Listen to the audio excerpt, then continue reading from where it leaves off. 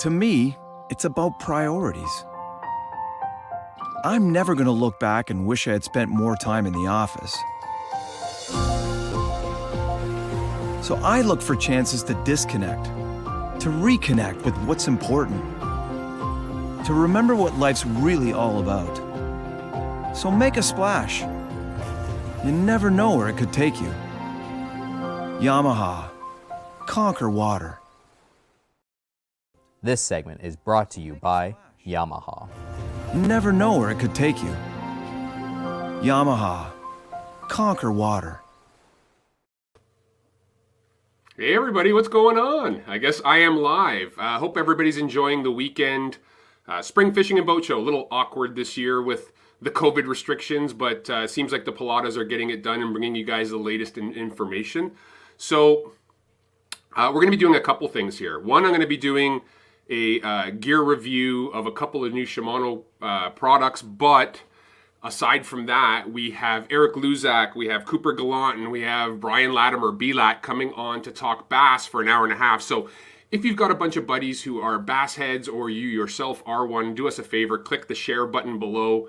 Help us get the word out. We want to get as many people as possible on here. So we're going to be talking probably about a bunch of stuff. Eric and BLAT just finished fishing down in Okeechobee, and they both cashed checks. So we'll have plenty to talk about. But let's get to some gear. Vic, if we could do me a favor and share my screen for me. There it is there. All right, so first thing I'm going to talk about is what I have said is by far the sleeper reel of the year. This is the newly redesigned Shimano Ultegra. And this reel, I had a chance to fish it all fall for walleye on the St. Lawrence River. It is an overperformer. Really incredible upgrade to this reel over the last generation. And I really liked the last generation of Ultegra. This thing has gone above and beyond. And guys, while I'm doing this, if you have questions, pop them up there and hopefully Vic will be able to pop them on the screen and I can help you out with that. So let's just go through this new reel. It really got upgraded in a number of areas. So first and foremost, the biggest upgrade, one of the biggest upgrades, was switching to the Micro Module 2 gear in this reel. So Micro Module gear, so basically Shimano's reels, all spinning reels really, have been forever now that I can remember, Hagane gear. So it's a cold forged, one-shot stamped aluminum drive gear. It's by far the strongest gear in the market. This gear here has now been upgraded to Micro Module 2, which has a new tooth pattern that is smoother. There's more transmission of power. It's the same gear we put in Stella, in Xsense, in Stratic, in Vanford, in Twin Power. I mean, this gear is the gear. So that went into it. The other thing they did is they brought down something called Silent Drive. Silent Drive is basically a really cool thing where they've basically taken the tolerance inside the reel and refined them. So they've made the gaps tighter inside all the key areas between the rotors. And I actually have, I can do this for you guys since I've got my screen up. Let's see if I can bring it over. I can show you exactly what Silent Drive is here. So take a look at this. So I'm going to pop this up here. I'll make it nice and big. So this is Silent Drive's area that they're keying in on right here. So this area here is, you're talking the main drive gear, which is that Hagane gear, and everything else that's in here, the pinion gear and everything. So they've really refined the spacing. So what that does is it actually makes the reel super quiet. So when you spin it, you don't get that gear whirring sound that can traditionally happen. But more importantly is its longevity. Everything that these guys are doing with their reels now is about making reels last longer, feel like they're new longer, perform better for longer. So Silent Drive was simply another one of those. Other things that they've done. X-Ship has been in the reels for a number of years. For those of you who don't know X-Ship is a double bearing supported pinion gear. That really helps maintain under load when you're cranking. It keeps the pressure evenly between the pinion gear and the drive gear. Again, no wear on your gears, more transmission of power, more longevity. So the new reel here is available in 5 sizes. Basically a 1000 size, which would be your general all-around, ultralight, light size. Ice fishing reel be perfect for that. Then there's a 2500 and a 3000. Now, when you see the two of them, there are the identical reel.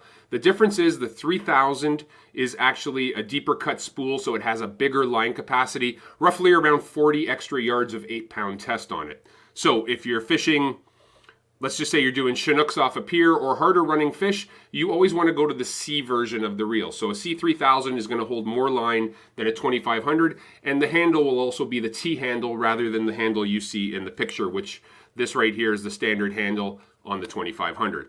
And then there's a 4000 and a C5000, same deal. The C is the same size body, deeper cut spool, more line capacity. Other upgrades over the previous generation of Ultegra is this right here, is the one-piece bail arm. That has been upgraded as well. X-Protect is another upgrade this year. So X-Protect is actually a labyrinth system. See if I have a shot of it somewhere, but actually I don't. X-Protect is a labyrinth system like a maze in vital areas of the spinning reel that stops water penetration, moisture penetration from getting inside the body of the reel. So that is an upgrade that came down from Stella as well. Cross carbon drag is our drag washers that are really made for hard running fish like carp, Pacific salmon off the piers. The material of the drag is actually carbon material and it dissipates heat really well. So it's really designed for those hard running fish. The other ones, so the 1000, 2500, 3000, and 4000 all have the regular felt drag washers like you would get in a Vanford 2500 or in a Stratic 2500 or 1000. So very much there. Now, one other upgrade, and I know I keep going through this list, but there's a ton of them. CI4 body on the new Ultegra. So same material that they use in the Vanford body. It's that lightweight reinforced carbon interfusion. It's Shimano's proprietary material they developed from the bike side. So they've also been able to lighten up the 2021 Ultegra. You see something right here that you can see. I'll show you right here. See, it says Core Solid. So Shimano spinning reels have really been developed or broken down into two segments. Okay, there's the Core Solid reels and then there's the Magnum Light reels. Magnum Light reels are ones that have the MGL rotor in them, a very lightweight rotor, which is super great for low startup inertia. When you spin them, there's no resistance. Vanford and Xsense are both MGL reels. Everything else like Stratic, regular Stratic FL, Core Solid, Ultegra would be considered a Core Solid reel. Noski would be considered a Core Solid reel. Twin Power would be considered a Core Solid reel. So just another determination. One more upgrade again, long stroke spool. You can see that logo right here. So what they've done is they've actually increased the height of the spool on the new Ultegra.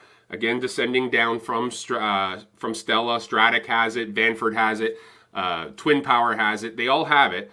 That long stroke spool, by increasing the height, what it's done is it's increased line management on the reel. And it's improved casting as well because your line has to switch directions less times on a taller spool than it does on a shorter spool. So it's all about line management and casting performance.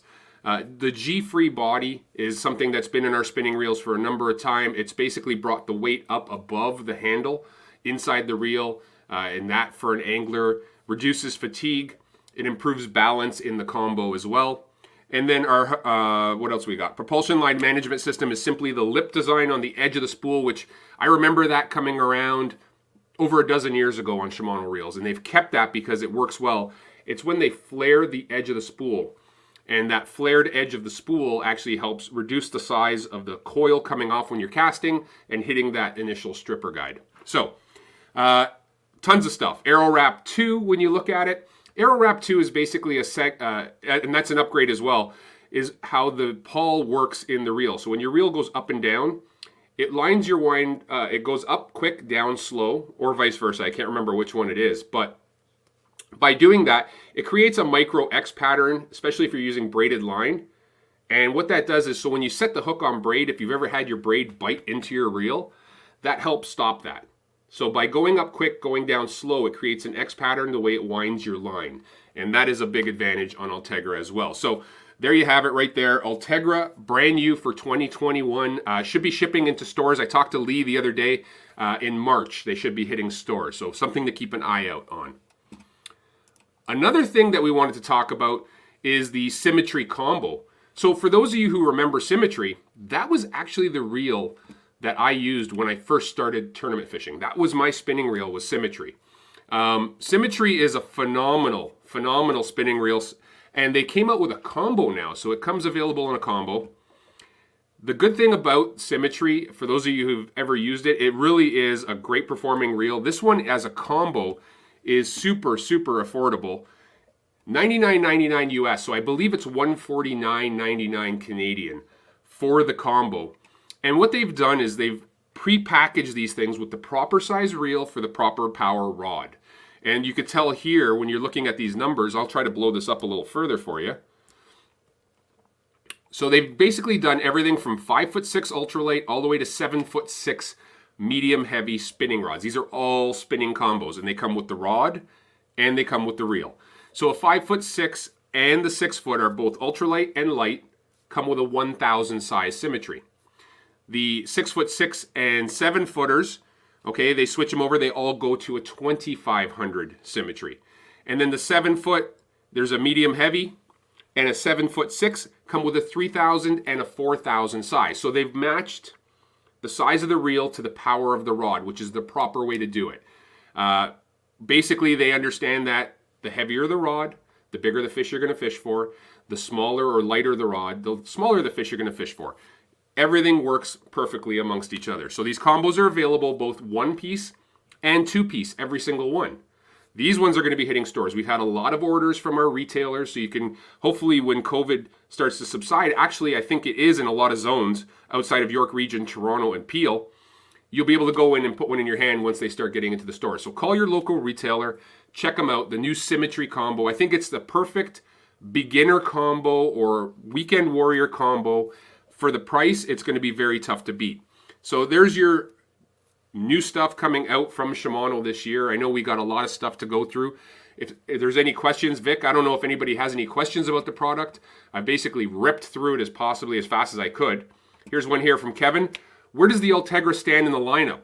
So it's below Stella, it's below Stratic. So I'll give you the lineup from Noski up. Noski is the intro, what I would consider to be the intro hardcore reel at 99 US, 139 I believe Canadian. It comes right above that, and then above that is Stratic. So it sits in between Stratic and Noski in our chain of command. And then above Stratic obviously is Vanford, but it's a MGL reel. So that's where it sits, Kevin. Let's see if there's any other ones. Vic is changing it up for me. And again, guys, stick around. We're going to run a quick ad in between, but we are going to have BLAT, Eric Luzak, and Cooper Gallant coming up.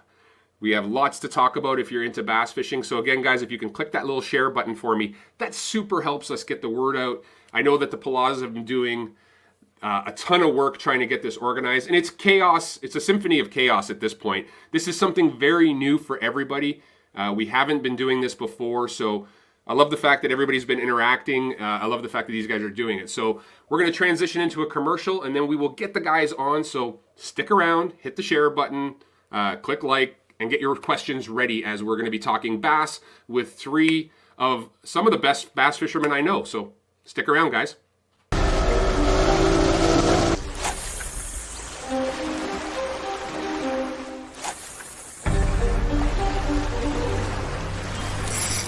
Oh, there's one right there.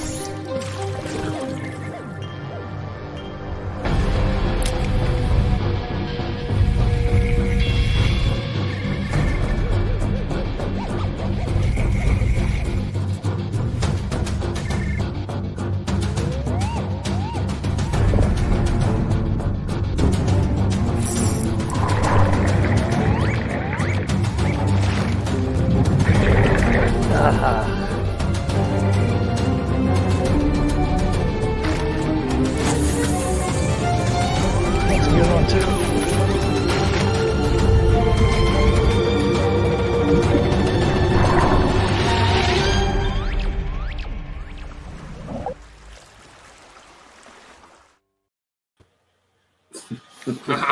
What's up, Andy? All right, buddy.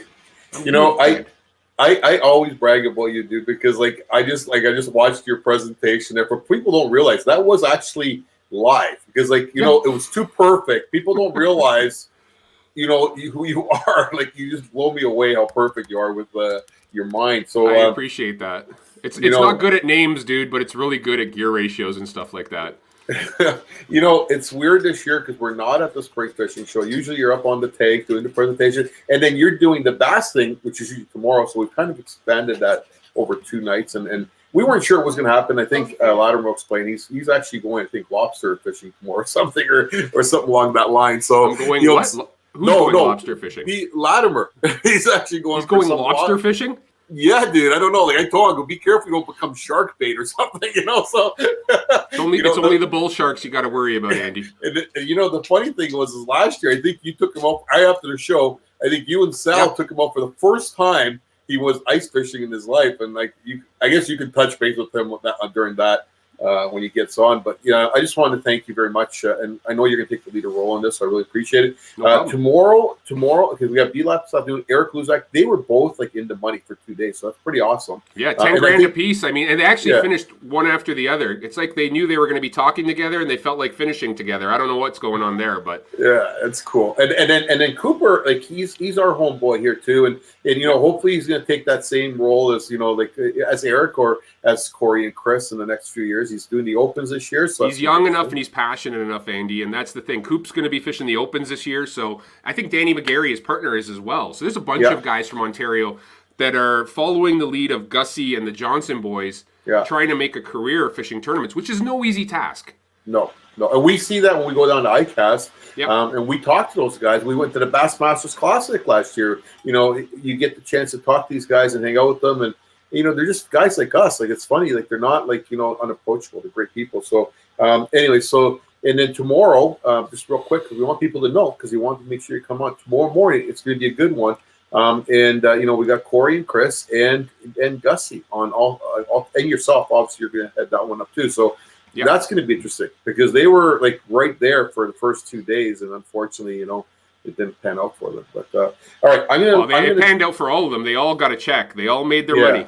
So I realize that. So after watching Dave Mercer's thing yesterday with Corey and Gussie, and I think those guys definitely want to beat Chris. So I think they got something to prove. Are they picking on Chris, the guys? Poor Chris. Oh yeah, dude. Oh yeah. Well, Chris has won one already. Those guys haven't. So obviously they'll get theirs. Yeah, they will get theirs. Maybe a classic. You never know. Anyways, Victoria, I'm gonna check out, and then you're gonna come back with the boys, and then I'll come in at the end just to say goodbye. Hi. All right. Stay tuned, folks. This is gonna be a good one. On the water, every second counts. So when there's a fish at 3 o'clock, be right on time with Mega 360 imaging. Every sweep of our newest technology offers 125 feet of absolute clarity all around your boat, so you can see fish and every detail in every direction. With a clearer picture of what's below, you can catch fish like clockwork. Mega 360 imaging, only from Humminbird. There's a guy's Coop. I just saw you sent me a message. I'm sorry, bud. What's going on? I was a little busy giving a product review. Sorry about that, dude. How's everybody doing? No worries. B-Lat? Good, man. How are y'all? I'm missing the ice fishing with you, bud. Yeah, dude. I'm missing it. Yeah, no, it's not.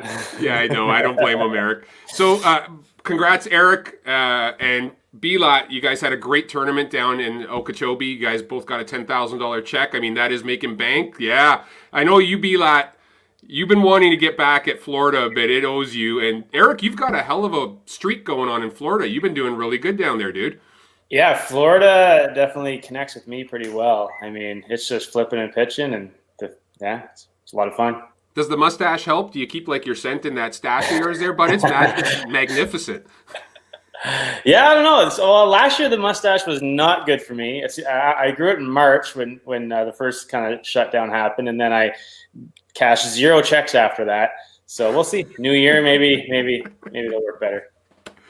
All right, so guys, I guess we're going to really talk bass, but I think this is a good opportunity. We got Coop. You're going to be fishing your first full year of the Opens this year, correct? Yes. And we got both Eric and B-Lat fishing the FLW Big 5 MLF. I can't keep track of the names, but Tackle Warehouse Pro Circuit, am I correct? Presented by Bad Boy Mowers. Presented by Bad Boy. Okay, let's do, yeah. So anyways, these guys are fishing pro level. So let's talk tournaments, guys. I mean, what better to talk about? Maybe we got Coop, who's young and very keen on this, and both Eric, this is your second year doing this at this level, and Belat, you've been doing this for a while, and you're one hell of a marketer. Maybe we can have a little discussion about what it takes to do what you guys do.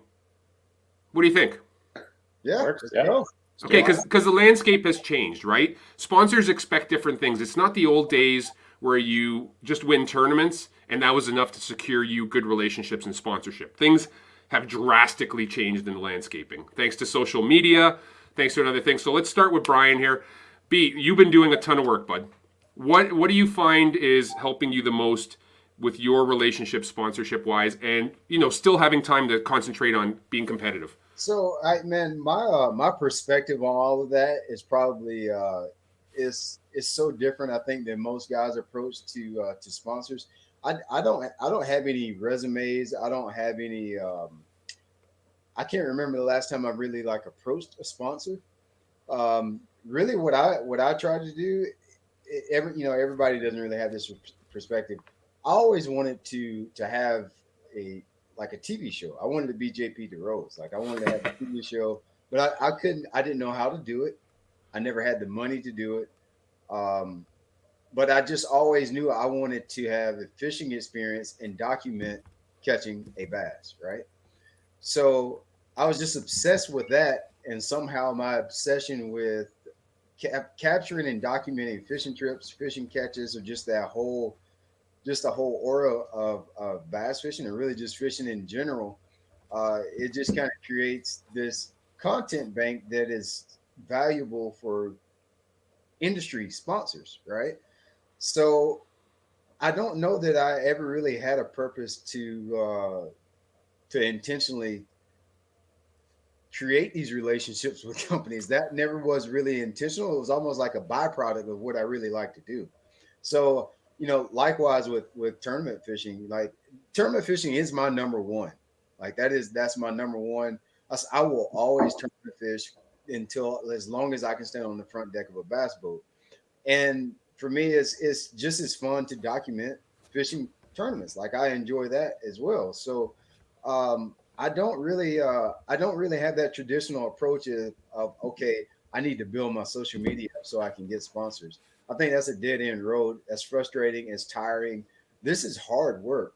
Creating YouTube videos, creating social media posts. If your mindset is on creating all of that stuff, then you're going to be tired. There's no way you can focus on fishing tournaments. Let me say, there's no way I have the capacity to do all of those things and then try to be a competitive fisherman, and I would be just totally exhausted. It's just something that I actually love to do. I don't even know if I intentionally create content. It's just I carry my camera with me, and when I feel like saying something, I point this thing at me and I start talking. And it's so there's a value out there for it. Creates an audience. People like to see that really raw footage that I do, and so that creates value, and so the companies want to be a part of that. So that's just kind of how it went down for me. And the beauty of what you're doing is really, and I think it's what you're doing is kind of the future of what people should look at doing is you're not going overproducing stuff. You're not running a crew of 4 kids following you around with cameras and GoPro strapped to every part of their body, trying to capture every moment. You're just being real. You're being you, and what you do is it appeals to people because they all feel they can do the same. It's no different for Eric or for Coop. Coop's kind of doing the same thing. He's shooting these videos and he's doing these things. And I know Eric's had himself out there. My God, I can remember Eric with videos out in tackle stores back, a dozen years ago. So you guys all have that thing, and it's become an important part. So how about Eric? Eric, what's it been like for you? Are you trying to, I know you don't do your videos anymore, but are you trying to do a different approach? So it's funny you mentioned those videos. My friends have turned those videos into a drinking game. So they were called That's Fishing with Eric Luzak. Now it's That's Drinking with Eric Luzak. So they're still out there, still getting lots of views on YouTube, I guess, probably because of my buddies sitting at a bar. But anyway, my past, I guess it was kind of similar. I grew up, I wanted to have a TV show. It was Bob Zumi, who I looked up to. And that was in Canada, it seemed like that was the only way to make a living with fishing, tournament fishing. I was well aware of the Bassmasters and what was going on down there. I was getting all the magazines, but I didn't think it was possible for some Canadian kid to get down there and do any of that. So I tried the TV route. I did the DVD thing for a while. I was on YouTube. Yeah, it was 10 years ago. And if I kept doing it, like it'd be a big deal right now, but I completely just screw it, stop doing it all. But I did the same, dude. yeah, exactly. So then I just started focusing on fishing. So yeah, I tried the DVD thing. It was actually a lot of fun. Met a lot of great people. It was almost like learning the ropes of how to sell yourself, kind of, I guess, in a way. Like I was trying to get some sponsors and sell some like actual commercial spaces to these DVDs. So that was interesting. I had no sort of like media package I would provide. I would just contact some people and I'd get some stuff here and there. And then I just started focusing on tournament fishing. I was guiding full time in the summers and on the water a lot. And still, I never really thought I would have a chance to go to the States. And then and Cooper and I were both in the Canada Cup on Quinny in 2019, right?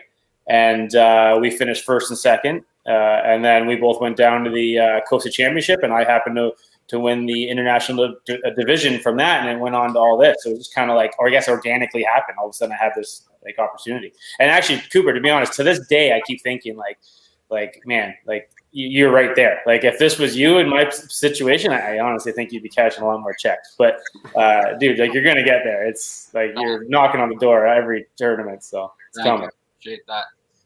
All right, but yeah. Go ahead, Eric. Well, then I was going to say, so then I had this opportunity to fish the tour, but I got to fish the Forest Wood Cup first, which was really interesting. So that's a huge platform. So I did actually try to sell that. Be that you talked about, you've never really had any sort of resume or anything. I actually did build a media kit and sent it out, and it had to show the demographics of how many people watch the Forest Wood Cup and this and that. And I used that to get my foot in the door with some sponsors and get a wrap boat and all that kind of jazz. And just kind of, you need something to be able to sell if you're going to get to that. It's an incredibly hard part of tournament fishing is getting sponsorship dollars specifically. I mean, it took a lot. It's banging your head against the door a lot, and I'm still just, I'm not even quite at the doorstep yet for a lot of these companies, but trying hard to get into it. All right, and Coop, for you, bud, you got your first real full year ahead of you, and I know you're probably as hungry as anybody I know in the industry. I mean, you fish a lot and you do a hell of a job. You have like, dude, when I fish tournaments, I didn't have 1/8 of the amount of passion about it that I would be like at the bar till 3 a.m, and then I'd be on the water at 9. That's kind of my deal. Yeah. Most people know that if they've ever hung with me when I fish tournaments. You are that kid that'll sleep in the back of your truck.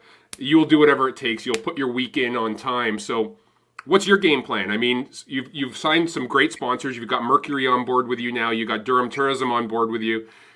Is that the idea? Just put your hand down, put your money where your stick is, and keep trying to get sponsors and catch fish? Yeah, pretty much.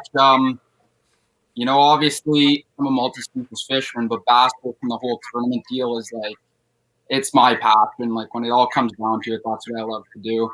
And yeah, basically just chasing the dream, trying to do what Brian and Eric are doing, whether I fish the Elite Series or the Tacoeros Pro Circuit. That's kind of the end goal and what I want to do. So, I mean, I'm still young. I think I got a few more years to try and do it. So this will be my first year doing it like full out. I did the Coastas a couple years back. I did the Opens last year, and then COVID kind of messed everything up. So I ended up having to drop out of the Opens last year, but hopefully things get back to normal and we can get back on track for this year. Are you doing all 9 Opens, Cooper? Not this year. Next year I will be, though. All right. So everybody's got their aspirations. You guys, like I said, I mean, I watched you two. I kept an eye on both you, Eric, and B-Lad. I kept an eye on both of you guys this week. Partially hoping you'd make today, partially hoping not, so we get a chance to talk with you guys. So I'm glad you both got $10,000 checks. So that's kind of awesome. And we're doing this right now during the weigh-in at 2 major events. The Elites are weighing in, and the MLF Big Five are weighing in. So yeah, you want me to let me get you guys an update? Wait, was there another tournament going on? I had no idea. Yeah. So I haven't seen the weigh-in for your event yet, but I know that Skeet smashed them so far today. You guys probably saw that. They were saying he had 27 pounds in the bag already. and Chris Lane was like right behind him. He had 22 the last time I looked. And on the Elite Series, it looks like the weigh-in is over. Brian New just won with 79.7, and Greg Hackney finished second at 69.14 with a 23 sack. Seth only had 11 pounds today, so that hurt you. Wow. So yeah. Brian New wins his first ever elite event that he fishes. Yeah, I mean, rookie year, $100,000 in the bank. Jeez. Not a bad little deal, right? That's crazy. Yeah, it was a crazy week on Okeechobee. It was my first time ever there, and they dropped us down to 2 days of practice now. So I had 2 days to learn Okeechobee, and I'm assuming most of the people watching this are from Canada and more specifically Central Ontario. So I always related it to Lake Simcoe the whole time. I really felt like Okeechobee was a shallower, grassy version of Simcoe with giant largemouth instead of giant smallmouth. And case in point, Skeet Reese is making it look easy out there, catching 27 pounds. We're working our ass off to get. I got 9.5 the second day and 9 whatever the third day. I mean, if it's one of those situations where it seems like when those females pull up, you're on them and you can smash them, or you're fishing a complete different tournament. And Simcoe's the same, right? When those big smallies pull up, you just start smashing 5-pounders. And then, half a mile down the lake, no one's catching anything. So it was a pretty cool learning experience. I was really happy I got him pretty good on day one. It's all about a big bite in Florida, and I got 2 4-pounders, which helped a lot. And then they kind of carried me through. Good. You guys actually experience very tough conditions. It's probably the worst thing you could ever have is a cold front in Florida. Those fish are the nastiest critters I've ever fished for when the water temperature drops. How bad was it during your practice? You guys had some extreme stuff, did you not? No, it was warm. No, well, it was the week before. Or the week before. Yeah. So I fished the Toyota Series on Toho. It was 0 degrees the one morning. We had literally ice on our boat covers in the morning, and then that made that really tough. And I think on by the time we got to Okeechobee, it just started warming up, and the fish were still kind of in a bit of a funk. But the Florida guys will tell you that's the best situation. It's once you get your first major cold front, then it warms up, then the big wave of females come in. So that's what we're seeing now. That's why these guys are getting 27 pounds, are just landing on those big waves of females that are coming in. All right. So let's talk a little bit about that. Coop, have you ever fished down in Okeechobee or Harris Chain or any of that stuff? I've done Kissimmee. You've done Kissimmee. That was the first Bass Open. Yeah, it was a good time. It kind of felt like home. Fish is kind of like home. You get a lot of them. You kind of fish in the same way like some of our northern lakes, right? Use that? 100%. Yeah, I agree. Actually, I'm sitting on Harris right now. I just left Okeechobee this morning. I just checked into my Airbnb out here on Harris. And I walked out. I'm in a canal here. I walked out to the canal, and there's a 4-pounder spawning right in front of my canal. So as soon as this is done, I'm going to go catch it. That's the cool thing about it. Like, I grew up not being able to catch these spawning largemouth. I grew up with a codger in Balsam Lake, and they'd spawn around my dock, and I would never be able to catch them. But I'd look at them, and I'd kind of observe what they do. And now down here, it's just go for it. It's a lot of fun. Love it. So, folks, if you're listening to this and you got questions for any of these guys, even including myself, please put them up there. Victoria's going to drop them on the screen for us so we can ask them. So you have a chance to talk to any one of these guys. I want to ask you guys something that probably people in Ontario haven't experienced Florida. So I want each of you to give me your top way you break down a Florida lake and your top bait. So how you would approach a Florida lake, like what do you look for, and what's your go-to bait? So let's start with Eric at the top. Sweet. Actually, I'm going to see if I can reach this. I got a rod right behind me here. All right. Well, okay, while he's doing that, oh, he's back. That was quick. All right. Should have had that closer. Basically, the big thing, it's been, well, what time of the year are you in Florida, right? Because you got to try to Well, if you're Canadian, you're going in the winter time because you want to get the hell out of here. So you're usually in and around the spawn. The weird thing with the Florida fish, and they'll spawn anytime. They say they start spawning sometimes in January, and they'll spawn all the way into April, May. But we are kind of right now, we're in the thick of it where they should be spawning the most. So basically, I like to just cover water and look for clear water. They like to spawn in clear water and more specifically hard bottom. So just to use Okeechobee as an example, because I did just learn that lake in 2 days, I burned an entire tank of gas each day. Like I came back with the gas light on each day. And I was really just I was seeing more than I was fishing. And I wasn't worried about it because I knew as soon as I found the right water, I'd just go in and fish it in the tournament and just hope they show up. And I'd like to see a few buck bass or catch a couple buck bass. And by buck bass, I mean a small male. So you catch a 1 or a 2 pounder, it's probably a male. And then you hope that female is kind of pulling around that. And just kind of have fun exploring. Like, it's a really cool experience to just pop into these little canals. And Okeechobee's got these insane boat lanes. I'm going to edit a video this week. I was running down through some boat lanes that, no word of a lie, were as wide as my Evinrude engine. I mean, my boat was splitting the cane to get through into this spot, but that's where I got my 17-pound bag, was this little hole I found, and it was all murky in front of it, and I went back in there, and then boom, clear water. Well, there was the fish. And then when it comes to baits, well, this isn't really what I use for bedding fish, but if you're just covering water, I absolutely love the punch rig. So I use this on Bay of Quinte. When I won the Canada Cup in Bay of Quinte, Ashley Ray and I were punching mats for the most part, or punching whatever we could. But that's a 1 ounce Woo tungsten punch weight, and I make my own skirt. That's my own skirt, and that's a Lunker Hunt Descend Craw. So what you want for a good punch rig is anything with a thick body, so the hook kind of stays in there well. If you get like a really thin, like a beaver style bait, I find hooks constantly coming out and snagging all the grass. So I like that. The Lunker Hunt Descend Craw is a thick body, and the claws fold in and punch into stuff pretty good. So it's a 1 ounce. You punch it quick, and you get drop down to those fish and move on. Last week on Toho, this exact bait saved my day one. At 2 o'clock, I had 2 little rats in the boat. I ran all over. I was fishing this open water hydrilla, this and that. And it was cold. They just weren't biting. But, you know, the other thing I do, that I try to do as much research as I can. And just from my research, everyone says, oh, on a cold front, the big females pull up underneath mats. So in the afternoon, I had nothing. I just started punching mats. And one of the first 3 punches, I got a 5-pounder under a mat. And I kept going down that stretch, and I got into 4-pounder, and then I got 275, and it saved my day. 3 big fish, boom, boom, boom, and went weighed in, all just covering water, new water, to just look good. So that's kind of how I approach Florida: just fish what looks good, what feels good, and then if they're there, they bite. Cool. B, what do you got? Here, I'm different from all of y'all. I'll have grass where I grew up fishing. I had to totally learn fishing all over once I started fishing away from home. My hometown, we have no grass within probably 150 miles. So I've been coming to Okeechobee for about 10 years. And I've gotten to where I understand the body of water a lot better every time I come.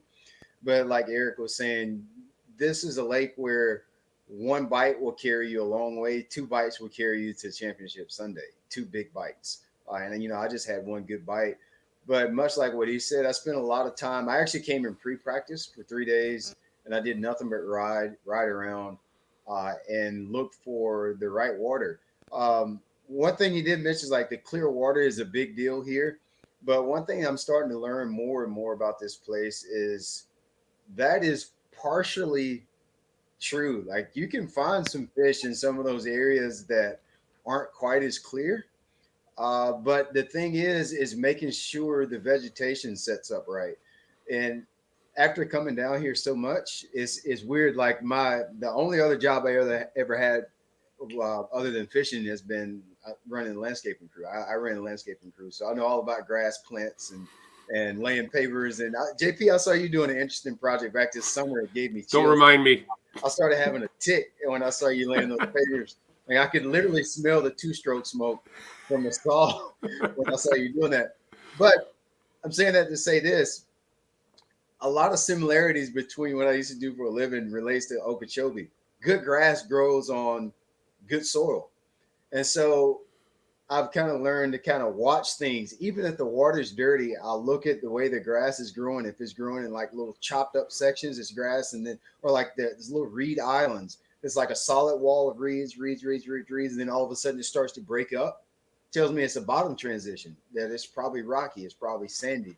And so those bottom transitions are just as much or as more important as water clarity at times, because it can be really hard to there's certain areas on this lake that it doesn't matter if they're dirty or clear, those fish move in those areas. They're always there. So in some of those popular areas, the way to get away from the traffic is learn how to find the fish in the little more stained water. It doesn't look quite as good, but if you pay attention to the grass, you can still kind of predict where the fish are going. So the area that I ended up fishing is where Bill McDonald was fishing in there. Anthony Gagliardi. Let's see, it was a 22-pound bag called by Kurt Mitchell was in there, but Miles Berghoff was in there. But it was a huge spawning flat that had some nasty, like dirty water. It did not look good if you were looking at water clarity. But if you paid attention to the vegetation, it had Kissimmee grass on the outside, but it had what I call wiregrass, which is what they use to spawn in here. And there's a relationship between when the fish are spawning between submergent vegetation and emergent vegetation. Well, basically the grass that you can see with your visual eye from a distance and the grass that grows underneath the water. Anytime you can find those two in conjunction with each other, there's almost always going to be fish spawning there. Most of the time, the grass that's growing under the water is a lot shallower. These Florida fish seem to want to spawn as shallow as possible. The lake is super high right now, so that shallow as possible is like 4 foot, 3.5, a true 3.5, 4 foot. You might not mark that on your graph when you're fishing, but if you stick your rod down in there, it's 4.5, maybe 5 foot deep. And so anytime I could ride and find hay grass and some type of vertical grass, whether it be round reeds or flat reeds, it could even be that there's some kind of little wood tree that grows in the water. It could even be that. But anytime you've got something vertical with something under the water, there's going to be bass spawn there. So I look for that the whole practice, and I really only came up with 3 areas that set up right. And on day 1, I got basically a 7-pounder. They carried me all the way to day 3, and I never got another big bite the rest of the week. I had basically 10 pounds the next 2 days. So that's how I've learned to break it down over the last 10 years. It's been a huge learning curve for me to learn how to fish grass.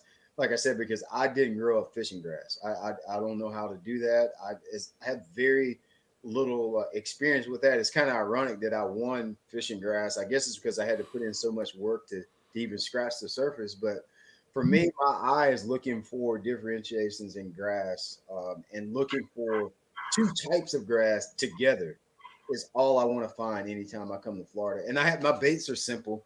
If anybody is coming to Florida, you can kind of as pretty much monotone as this lake is, there's really a lot of different things that you can do. You can punch, like Eric was talking about. There's guys that come to Florida and do nothing but cast and wind. You can do that. You can find water that does that. For me, I like fishing visual targets and feeling like I know when I'm going to get a bite. So I like to flip and pitch is what I like to do. Not necessarily punching, but flipping and pitching. I love blind fish, like blind flipping for bedding fish. So this is going to be a stick bait for me. That's pretty much what I caught everything on this week. This is a Z-Man Giant TRD. And I was using the Giant TRD in that heavier structure because it's a bigger body and it holds the hook a little bit better. So if I had a little bit of that, more wiregrass or hay grass, what they call it here, I would use that one. And then when I got into more isolated structure, I would use the Mag Fatties. You can see the difference in the size. This one's a lot thinner than that. So hook punches through really easy on this, but it's very aggravating to fish around a lot of reeds with thick reeds because the hook's going to pop through real quick. So I keep it, something I can flip. I change my weight sizes. I might use a creature sometimes, but I almost always start with a stick bait because I know they'll bite the stick bait. And if it gets a little funky there, or I feel like I need to move more water, I'll use a jig sometime. Are you putting a bullet weight in the front of that stick bait? Yeah, lighter weight, light as I can get away with, is what I like to use. So I was flipping a 3/16.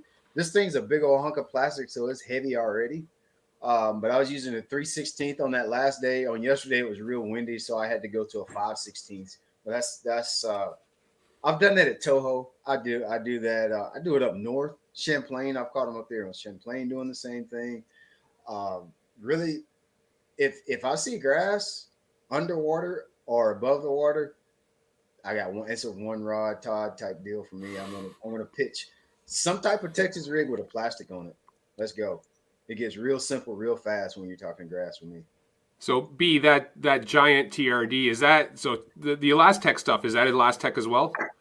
So we know it's buoyant. That's why a TRD is so good. Is that stuff buoyant as well? Is that why you're pegging it? Yep, absolutely.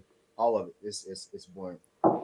3/16, so it's going to have a little bit slower fall rate than like a Cinco or any of the other stick baits. It's going to have a little bit slower fall rate, which is key, and that's why I was using it around. Some of the stuff I was fishing was thick, but a lot of it was just a big field of hay grass. And you would have one reed sticking up. When I say one reed, I literally mean one stalk, like one stalk of corn. And you could, if you got close enough, you didn't want to get too close because obviously you'd run the fish off the beds. Those fish, they want to spawn by some type of vertical structure. And so if you paid attention really closely in practice, I even just put dots on one stalk of hay grass because you could go up to it and see if there was a hole next to the hay grass, that was a fish that it's fanned out the bed. Yeah. So I put a dot on it without even casting. I didn't even want them to see my bait. So you could visually see without seeing the bass. The water was too dark to even see the beds. You can't see the beds and it's too deep. But you could walk up there and see if there was a cavity in the hay grass. That was a bed. So that's what I was doing. But there was a lot of bucks. You catch a lot of bucks. The first day I probably caught over 20 bass. The first day. Second day I caught 8. And on day 3 I caught maybe 9. So, to get to that big bite that you need, you kind of need to be getting 20 bites when you're fishing that way. And you're not going to do it with 7 or 8 bites a day. Yeah. So, and again, for those of you who don't realize what Eric and Brian just fished, there's almost 200 boats in that event. This is not a 80 boat field. This is like you guys finished you were in the 40s or high 30s, I believe, right? 40s. So you're beating 75% of the field to make your money in this event. Like this is a stout.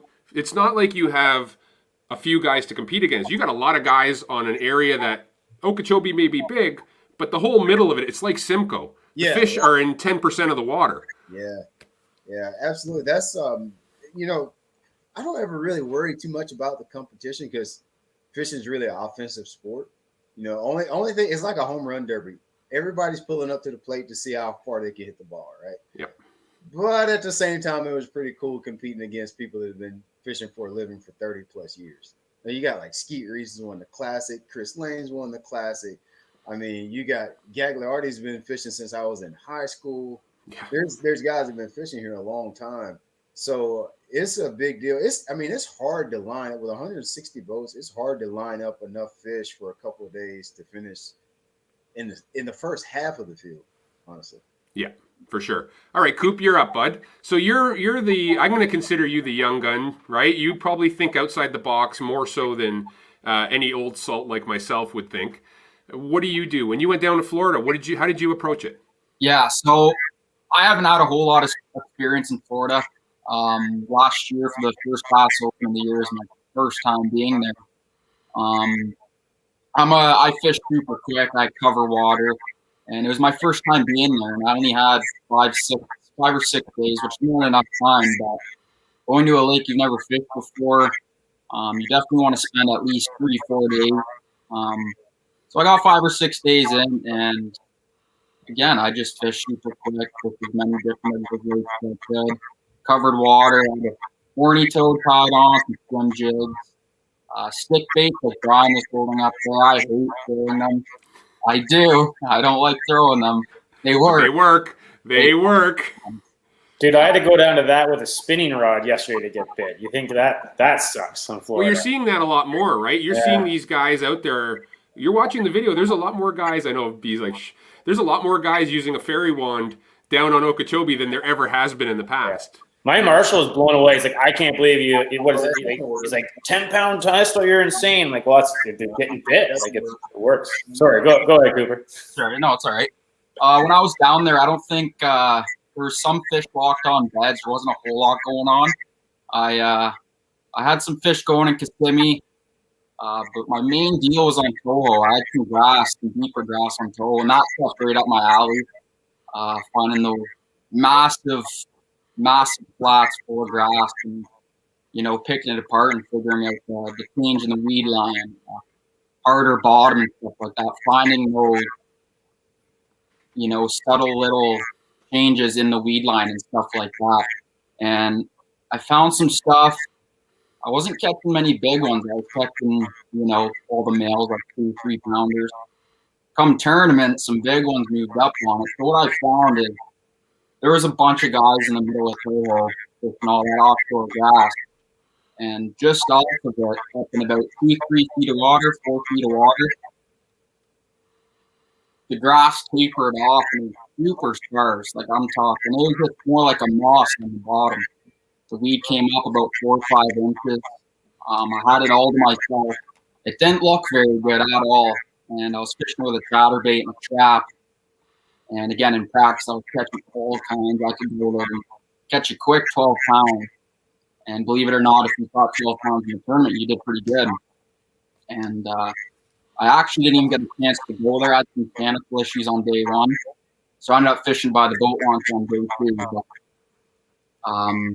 one of my buddies went there on day 2, lost an 8-pounder, and got one in the boat that was about 3.5. So that's what's crazy about Florida. Like those fish were in Florida, 2 days prior to the tournament. Those big ones are just starting to roll up, I guess. And that's basically what I had going on. It was a rough tournament for me. I wasn't really able to fish it. I fished by the boat launch for the last day and turned it up in the round. But I definitely want to get back down there. It's super fun. And believe it or not, all the places I've been down south, it felt most like home, for sure. Yeah, I'd agree with you there. So here's, for everybody watching this, here's 3 guys who took 3 very different approaches to what they did. Eric fished something he was comfortable and used to doing back home by punching mats. Belat used his landscaping experience to recognize patterns in the weeds and do that. And Coop was doing what he does best back home, and that's fishing the deeper weed stuff on a big flat. If there's anything I've learned over the years, there is no one individual pattern that will win you a tournament. And I honestly believe if you're watching this and you want to fish what you're good at and what you're strong at doing, and you will do better than if you scatterbrain yourself and try to do what you heard in Doc Talk works on this lake. Yeah. Everybody agree with that? That's a big deal. I know I've had the opportunity to hang around some of the best anglers to ever touch a rod. You would be surprised the limited amount of tackle and the limited amount of techniques that they actually are comfortable with or even know how to do. A lot of the things that you see when a guy comes out with a signature bait or a signature rod, they do that because they keep that crap in their hands a lot. And I mean, there's anglers out there. Once I started adopting that approach, what you just said, JP, like my tournament results started to really kind of stabilize. Once I stopped trying to figure out what was good for that lake and trying to find that and just say, hey, dude, I know how to throw a wacky rig. I know how to crank and I know how to throw a spinnerbait and look for the water that fits those 3 things. It makes it so much more simple. Yeah, so absolutely. And it's great advice for anybody. Like Coop, you're going down there. I know what you're strong at. You're very versatile. Yeah, you fish for a lot of species, but take what you're best at and bring that as your right foot forward when you go take on new lakes. Because when you're on a new lake, you're trying to figure out the spot and then you're trying to figure out a new technique. It's a double whammy. Yeah, for sure. Right? That's one thing I've learned over the years. But, I'll be honest, I've got information from people. We all have. And 90% of the time, it doesn't work. Yeah. You just got to try and do your own thing, figure it out on your own. And at the end of the day, it's much more rewarding when you do it that way. So, yeah, for sure. So let's see. Vic, do we have any questions while we're jamming around here? I know there's a few guys been posting stuff up. We'll see if anybody has some questions for you guys, because we can go on all day talking about patterns and everything else.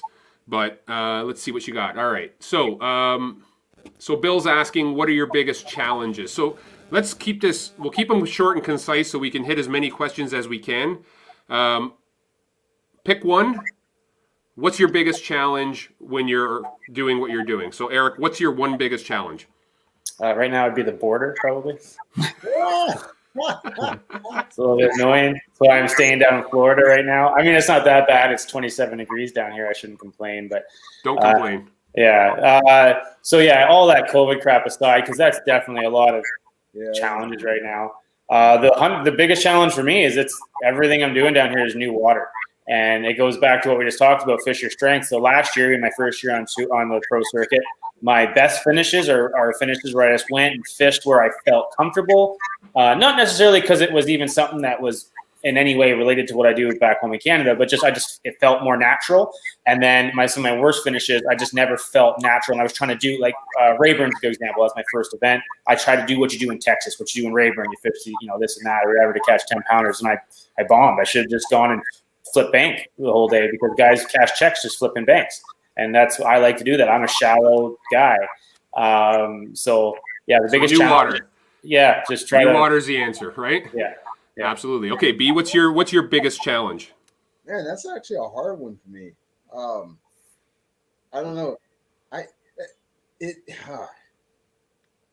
It's almost like everything's a challenge but that's also what's fun.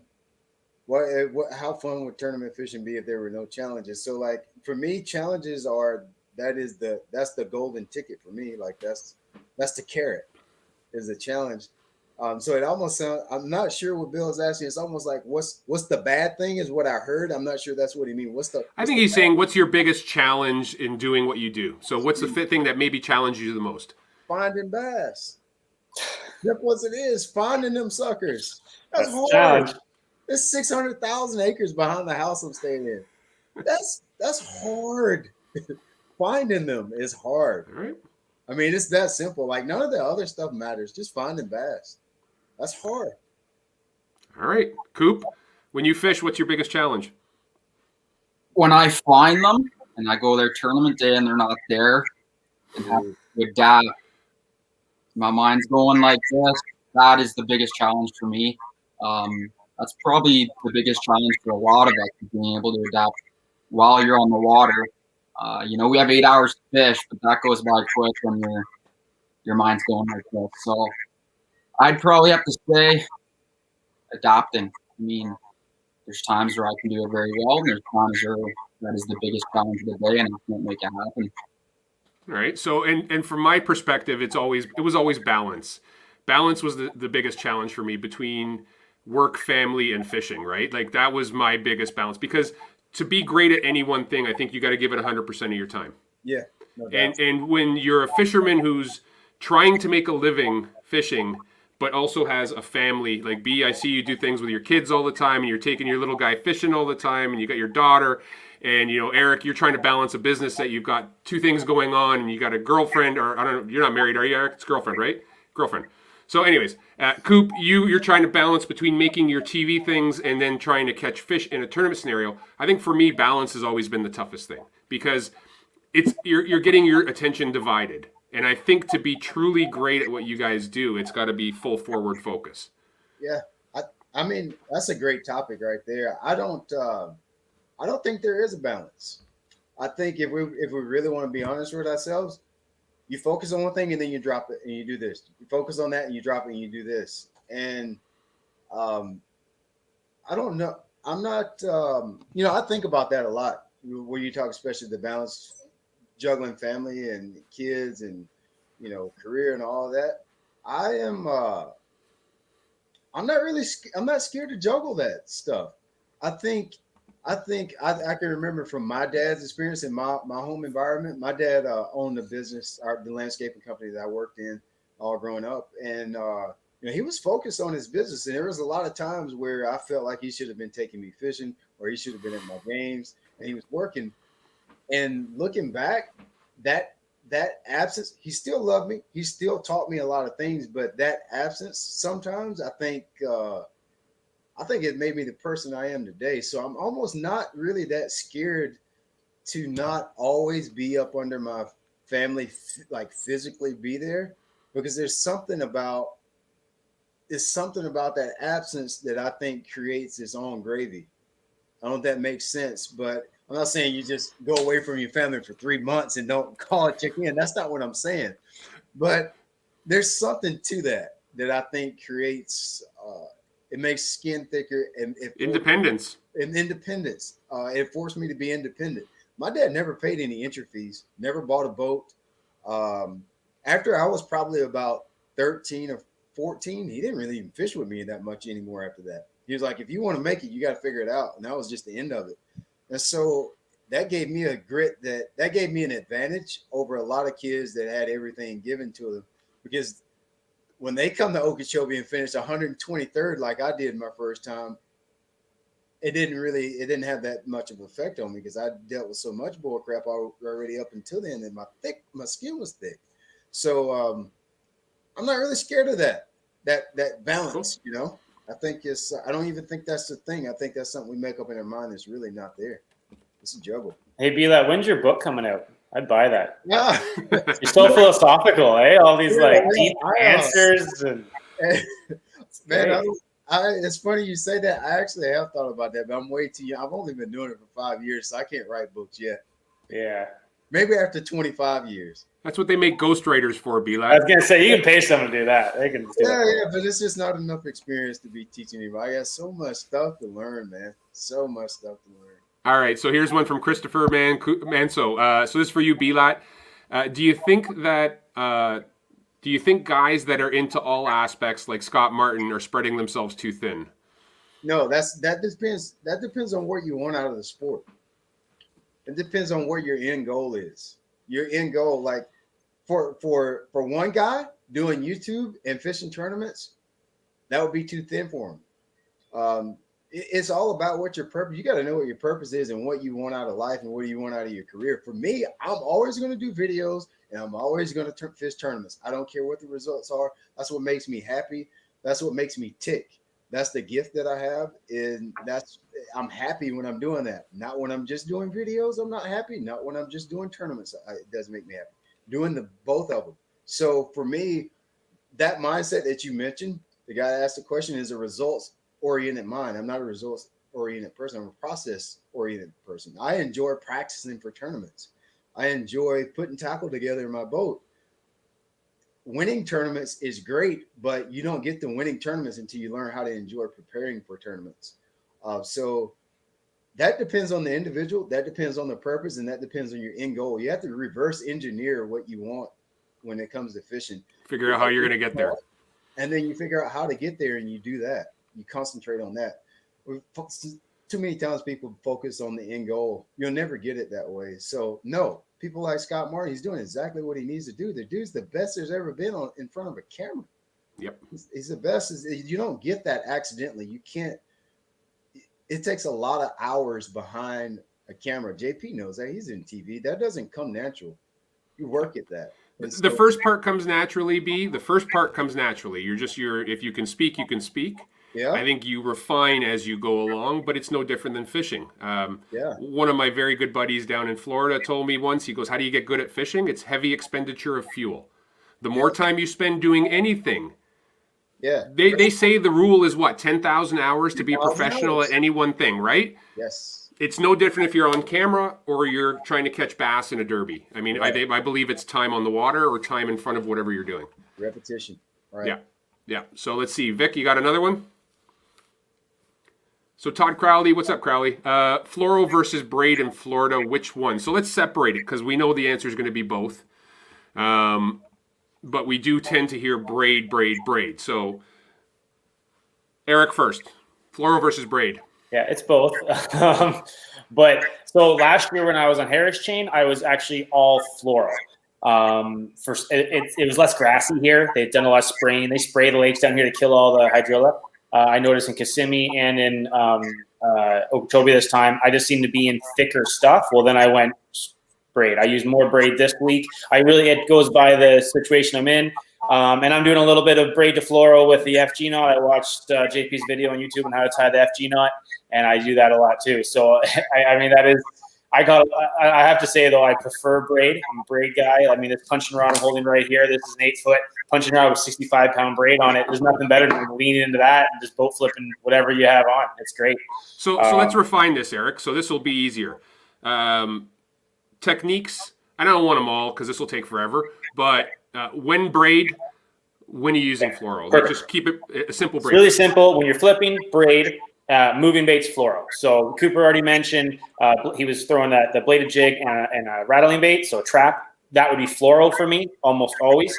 And then if I'm flipping, it's braid. Then you got to throw bed fishing in there. It's another kind of technique. Well, then you tend to go fluoro because the fish are finicky on beds. But simple as that. B? So I'm really picky on this. I could talk 50 minutes on this. Something I've noticed, answer is both. All right. Especially when you're using those heavier weights. You guys ever notice set hook on one with like 1.5 ounces, get him coming, where they almost always come off. Skin across the top. Mm-hmm. Shake his head and then they come off, right? I got to where I actually use fluorocarbon, like 25 or 30 pound test fluorocarbon a lot more often sometimes, because what I've noticed happens with braid, if you don't use the correct power rod, what happens is you got braid, no stretch, you crack him, boom, he's coming to the boat. You hit him so hard that he's coming faster and you can keep up to him on the reel. Comes off, shakes it off. Slack. Right? Yeah. Get that slack in it. So with fluorocarbon, you set the hook on him. You know, sometimes when you hit one like a 2-pounder, you can bring his butt all the way in the boat with braid, right? So I don't know what it is, and it's easy to say, well, don't set the hook as hard. Well, yeah, okay, cool. That's no such thing. Yeah, there's no such thing, right? So I started using the fluorocarbon just to make up that sponginess, to make up for when I hit him, that I don't bring him up and out and over, and now he's got slack in the line and shaking and coming off. So in the context of flipping, you got to be real easy with that stuff.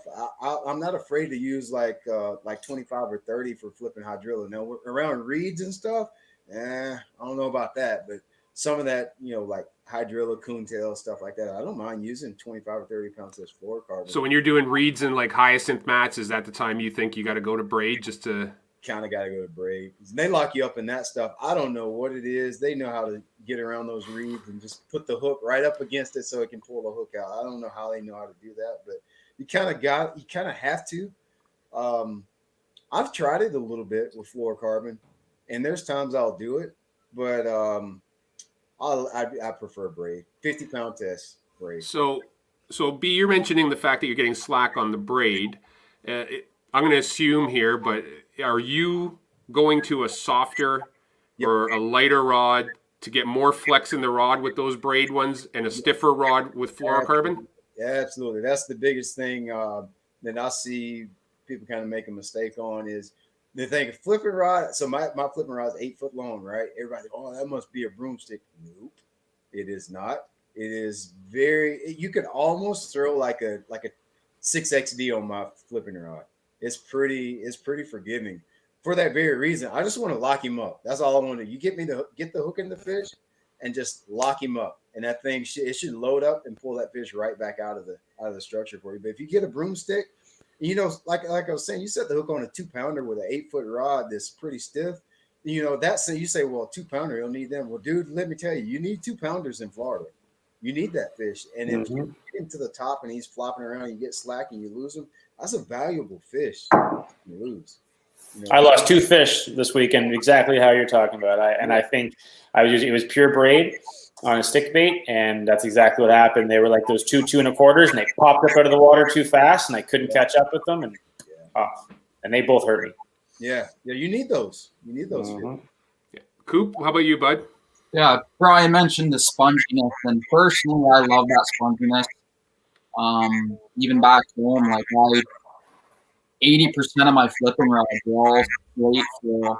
I like that sponginess. I find, like Brian was saying, when you set the hook and you get them in with that floor, absorb any knocking and stuff. And it just keeps them pinned and gets them in the boat.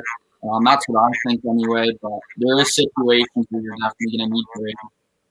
Punching, obviously, high from that. Frogging, exactly. Pads. But even like flipping like coontail and stuff, you're great piece. I'm still rocking fluoro.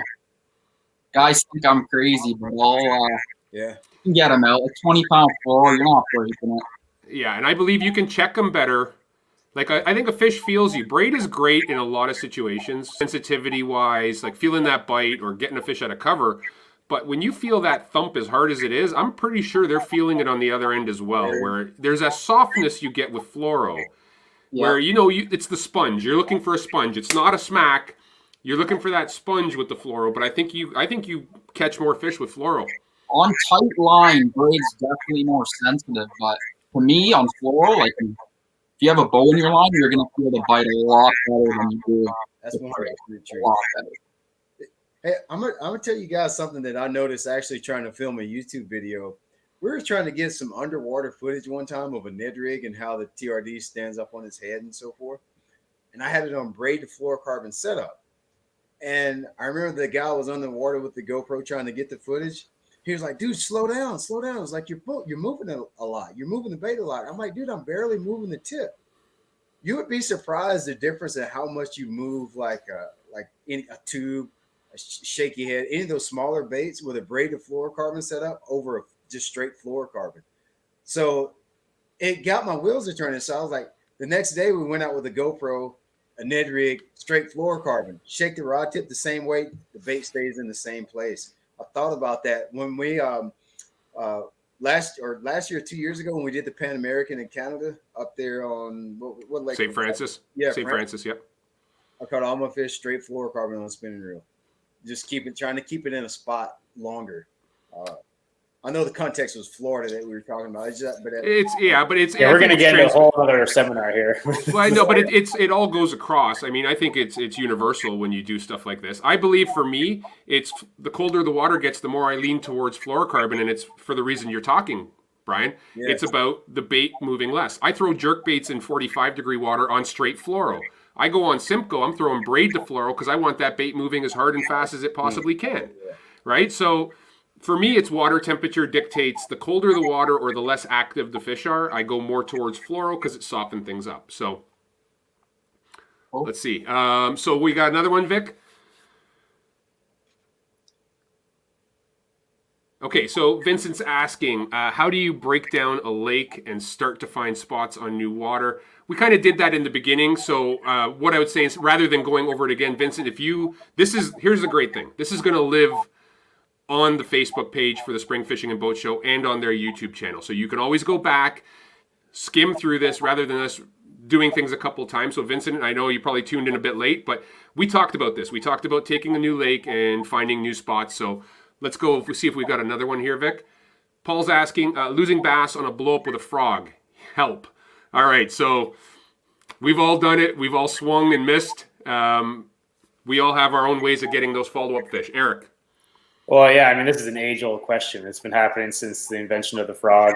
The golden rule is you're supposed to wait 2 seconds after the blow-up, and then you crack them, but that obviously isn't always the case. I mean, I have some fish where I think you waited too long. You got to get them right away sometimes. But, yeah, the right gear makes a big difference with missing fish. I found a long time ago I was trying to use basically a flipping stick when I was frog fishing, and it's just too stiff, so I've gone down. I use a medium heavy now. I use a 7.6 medium heavy Daiwa Tatula Elite for my frog rod. Always braid. That seems to give a little bit of that forgiveness we're talking about, because I think you might be pulling it out. And then, other than that, you wait, and then just I tend to crack them. I know some guys say that to kind of tighten up and feel them first. I don't. I just crack them. I set the hook like it's a flipping jig, essentially. And you still miss them. I mean, that's frog fishing. You're going to miss them. Try to get a follow-up bait in there. And depending where – here's the thing I hate about American bass. They don't bite follow-up baits down here. They're like they give you one chance, and that's it. They're gone. In Canada, you can always get them on the follow-up. Yeah, our fish are stupid, Eric. They don't have near the pressure up here that the American fish have. Trust me. Yeah. All right, Brian, how about you, bud? What's your frog hookup?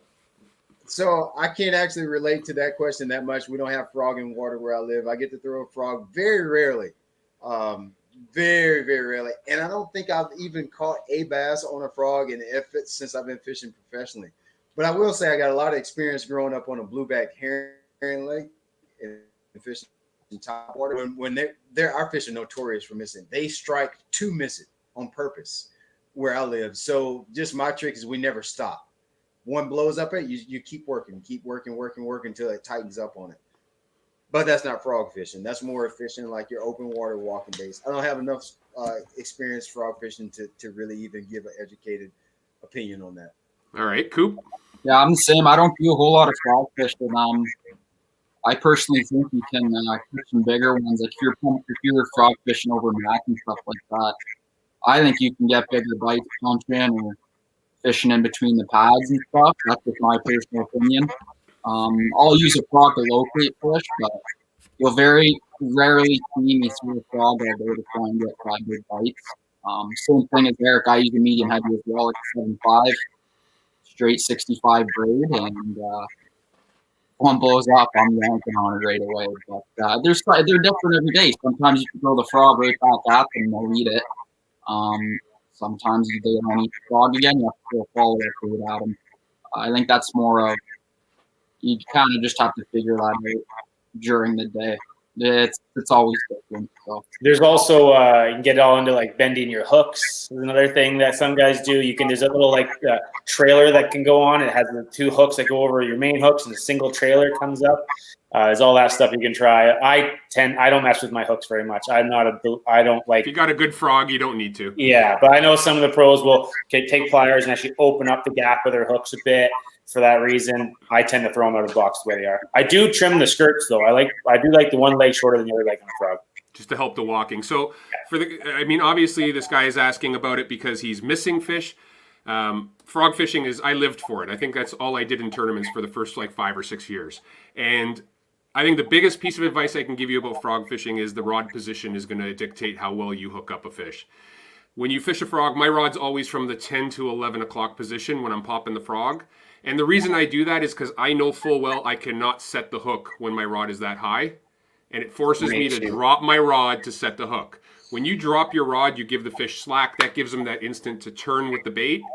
And then when you come up, he's already got it. It's lights out for that fish. So if you're missing a lot of times I notice it's from people who point their rod at the frog and there's no slack. Force yourself to put the rod in the 11 o'clock position. It creates that little loop in your line. And when they bite, your natural reaction is drop the rod to set the hook. That'll give you a bit more hookup percentage. So anyways, Vic, you got another one? There's one on the screen there. There it is. Spinnerbaits. Chris, do you stick with one weight and do you use Willow, Colorado? What about colored blades? Any advantage? So, Eric, do you have a favorite weight and what's your pattern? I don't throw spinnerbaits down in the States much. I know, so I'll leave that to B-Lat. Like that's a whole with the colored blade things. I know they use a lot of like red clickers and stuff. But B-Lat's drooling. in Canada, oh man, nothing beats a blade bite on Lake Simcoe. I mean, those fish come up. It's awesome. I use I believe it's usually a half ounce white spinnerbait. Double willow most of the time. I got some that have a Colorado kicker. It's a small Colorado and then like a number 4 willow. And I'm a huge believer. It's funny. I never really cared about trailers and anything like that. And my team partner, Tom Hardy, he convinced me. He outfished me in one of the CSFL Classics, like 5 fish to 1. He had a Exxon swammer on the back of his spinnerbait, and he was just getting decked. And I just had I don't know, I think I had one of those straight tail things on it. But I always throw some sort of paddle tail swim bait on the back of my white spinnerbait, and I put a trailer hook on it, and double willow, white, can't go wrong. Windy day on Lake Simcoe, you're going to get something. B? Or do you want me to let Coop go first? B? Oh, he's frozen. He's frozen, so Coop, you're up. Oh, he's gone. I was just gonna say I want to hear what Brian has. I know. We'll get him back. We'll get him back next week's show. I don't think I've ever caught a tournament keeper on a spinner bug. I call them spinner bugs. Yeah. I don't throw them a whole lot, but if I do, same thing. Double willow, white. Can't go with wrong. Straight white. A little bit of chartreuse. Actually, that's a lie. We actually won a high school tournament on the St. Lawrence River on a spinnerbait. Sorry. Why don't we weighed a giant sack? I actually have the spinnerbait right here hanging on the trophy. It's a big Nichols bait. No skirt. It's so old that the skirt's gone, but that bad boy right there. Right, the trailer you hook. just don't want to show us the skirt. You don't want to tell us what the color was. And we were fishing it super slow when we caught those fish. I think we had 23-13 of smallmouth that day. And I remember that. Yeah, it was in the fall. Wasn't Tony your marshal? Yeah, Tony Shamiri. Yeah. It was pretty fun. We didn't get many bites, but they were big ones. Long bonnet as far as you could out there on these big flats. We actually had a big flat with some stumps. There was a big stump field up by Messina there at the top end of the St. Lawrence. and you're just long bombing these blades and just literally slow rolling it this slow, just thumping the blades like this. And when they ate it, they absolutely crushed it. It is a fun bite when they get on it, but I personally don't do it a whole lot myself. So, what weight blade was that? That looked like a 3/4 Coop? Yeah, that's a 3/4 there. Yeah. So, and from my experience, I mean, I'm not the first guy to grab a spinnerbait. There's always a spinnerbait rod in my box. Because when that bite happens, it's impossible to beat it, especially on places like Eric mentioned, like Simcoe or the St. Lawrence. When they crush a blade, I would love nothing more than to put a 4/0 hook with 18-pound fluoro into a smallmouth and drag him kicking and screaming to the boat, because that's far easier to land than one on a drop shot or a spy bait or something along those lines. So for me, I throw 3/4 90% of the time because our water is super clear up here. I want to be able to cast it as far as I can. I throw longer spinnerbait rods, and I throw heavier rods than most people would probably do. I throw like a medium heavy because spinnerbaits have big hooks in them, big diameter hooks. It's very rare you find a spinnerbait with a finesse hook in it. There's Brian. So for me, it's longer rods, 18-pound fluoro, 3/4 ounce because of the clear water so I can cast it, and double willow for me because double willow has a lot less resistance in the water. You can burn it faster. So I find burning a bait, even though sometimes, like Coop said, slow-rolled spinnerbait, you wouldn't think it would work on clearwater smallmouth. It will. So that's my thing with spinnerbait. So 3/4 ounce, and then white chartreuse is my color. And painted blades, I'm not afraid of them, but I don't think they're a necessity for me. I have blades that are straight gold. I have gold silver. I have straight silver, and then I have even white chartreuse blades.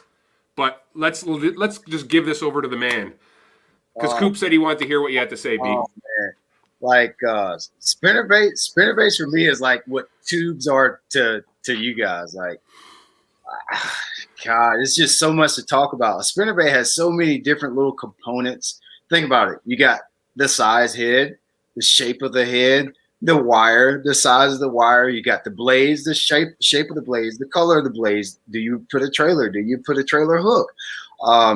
There's so many things going on with a spinnerbait. It's so much fun to fish. Like that's stuff that I grew up doing. Where you guys, in the context of fishing a spinnerbait where I live versus where you live, it's not even the same conversation. Not even at all. I'm using like a 6'6", 6'8" baitcaster, flipping it at wood around dock pilings, stumps. It can be grass. The conversation is just totally opposite of what you guys are talking about. But I've got everything from 3/8 to 1 ounce spinnerbaits. I use probably the 1/2 and the 3/4 ounce the most. And it's primarily like a springtime deal. When our fish, where I live, we have the way the fish pre-spawn is on little rock turns, creek turns, anywhere the water is a little deeper, close to shallow water where they're about to spawn. And so the way we target those areas is fishing it with a spinnerbait on those rock transitions, around wood, around docks, around lily pads, around grass. And the reason it's so much fun to fish a spinnerbait, it's almost like what a jig is. You can keep it up high, you can drop it down low, you can worm it through rocks, you can pull it over laydowns, over wood. It's just so much you can do with that bait and you make it behave and draw attention according to how big the skirt is, how many strands are in the skirt, how bulky it is. That makes it behave differently. The blades, obviously the shape and what size, what color, all the blade types. Indianas are popular where I live. Colorados are popular. I probably won more money when I was club fishing at home on a double Colorado spinnerbait or a Colorado Indiana combination. I've won more money doing that than probably any other bait is a spinnerbait. And that's one of those old school baits that still catches big bags that nobody really talks about that much. But sure, I'm very simple on colors, but when it comes to blade combinations, I can't even. It's hard for me to. I got to show you more than I can tell you. It's just you have to know. It depends on what you're trying to do with the bait, right? So if I'm trying to work it a lot faster, cover more water, willow leaves. If I want it to stay in position and really just kind of worm it through laydowns and rocks and so forth, Colorado blades. If the water's dirty, Colorado blades. If the water's shallow, Colorado blades. If I want to get it down deeper, it's a willow leaf. That's the very simple part of it. But man, like we got to shut this whole thing down and start all over if you really want me talking about spinnerbait here, because it's something I'm so passionate about. So it's so much fun to fish it because there's so many components and so many different ways to use the bait. But it's a highly effective tool in cold water, and it's specifically during staying pre-spawn southern bass. Spinnerbait just gets it done. Like it's the deal. Yeah, and that's a great point. It is a completely different thing. We're fishing vast flats that a fish can see you from 50 feet away. You're fishing it like we flip a jig in cover. Yeah. Target oriented. Yep. Target oriented fishing. Yeah, absolutely. Okay, Vic, you got another question here? Sal Shembri, our boy. So, B, he said he's looking for some pro staff for landscaping. Yikes. Oh, wait a minute. So I'm not sure. Are the pros going to be landscaping or are the pros going to be fishing? Yeah, it sounded like he's looking for some workers to lay some bricks. Yeah, I think he's looking for some help. No speak English. All right, so here's one from my fat bass Mike. Guys, sorry, you guys are all tuning in, and thanks for sticking with us. But click the share button, please. Get this out there. And if you got comments, put them up. So he's asking, is Humminbird 360 or Live Scope better to find fish on practice, or are they helpful during tournament days? So I don't know which you guys are using. Who's using what? Can I start? Yeah, sure. I have both, and I don't think I can fish without both now. As soon as I got 360s, I was like, I can't fish without 360. Then I've had a few experiences where I don't think I can fish without Live Scope now. I guess the question that was an interesting question is it help more in practice or during the tournament? I'd say Live Scope I think helps more during the tournament because you actually do see the fish biting or following or not biting or whatever they're doing. It's incredible what you can see them doing. I just had last week on Toho, they were following my jerkbait right to the boat, and I could see them following it but not committing. So that was interesting. But I use 360. It's incredible for finding little nooks and crannies and little rocks that I wouldn't have seen on the Panoptics. Panoptics, you need to keep moving. They both have completely different aspects to them and completely different ways to use them. But, I mean, it kind of sucks. You got to use both now. But it is what it is. Coop, have you used either? Yeah, I've used both. Right now I'm just rocking 260. I got the Panoptics coming, but as far as finding fish like prior to a tournament, I would say just regular side imaging is most important. Until you're up to the front deck fishing your zone, then you want the 360, you want the Panoptics zone. But if I had to choose one, I'd probably pick 360. I'd probably pick 360. All right, B? It all depends on what you're fishing too. Right. I mean, there's certain situations with 360 is going to be much better than using Panoptics. For example, fishing a clump of weeds. Yeah. I'd rather see the clump of weeds on the Panoptics on the 360 than the Panoptics. Yeah, I'm a super basic fisherman. Dang dude, I'm the worst on this conversation. I'm so basic. He still runs a flasher. Yeah, I would. I have Garmin's on my boat. I am completely unfamiliar with Garmin, the 360 deal. One of the things I do like about the Live Scope, I still haven't really caught fish using the Live Scope, like actively caught a fish on Live Scope. But one thing that I really was impressed with is being able to tell the attitudes of fish with Live Scope. I did use that in one of the opens last year at Lay Lake. I had one place to fish, and I just had to use a bunch of different baits on literally one point. And so I was throwing a jerk bait, and I could just see that the fish were feeding literally right on the bottom. And so it taught me, hey, probably don't want to throw a jerk bait this pick up a shaky head and get at it. And that's how I caught my fish. Yeah. So little things like that, even as basic as I am when it comes to electronics, little things like that are game changers, man. Even if you're not catching fish on them, being able to see, how fish are reacting, or where they're feeding, where they are in the water column, or where the bait is in the water column. That's a big deal. Okay, I agree. And I agree with everything you guys have said. I think you need both in the perfect situation. There is no one answer. For me, exactly as Eric said, when it comes tournament time, I want to see the target before I get there. And for me, that's 360. But I think in a perfect storm, you have both, like Brian mentioned and Coop mentioned. I mean, seeing the attitude of the fish when you know you're there, you've done your work, you found the spots, and you don't know what they're doing. I don't know. It's becoming, it's not an easy thing for anglers now, because it's becoming really a rich man's sport when you start thinking about putting $6,000 or $8,000 on the front of your boat in electronics. It's becoming, so how long before we see a series where someone says, we're making this stuff illegal? Well, we have. That's what the Major League Fishing Cup events do. They get 2 7-inch grabs or 9-inch grabs. I think I do want to talk about that. Yep. You guys got to be really careful about jumping into 360 live scope and you don't really truly know how to read 2D sonar yet. Make sure you take, because I've noticed that a lot. I mean, there's guys that I used to guide before I started. That's how I kind of transitioned into full-time fishing, was guiding, and everybody was trying to get, that was at the beginning of the side imaging and down imaging, 3D imaging era, and people were more interested in that. And what I found out is that people really didn't know what fish looked like on 2D sonar.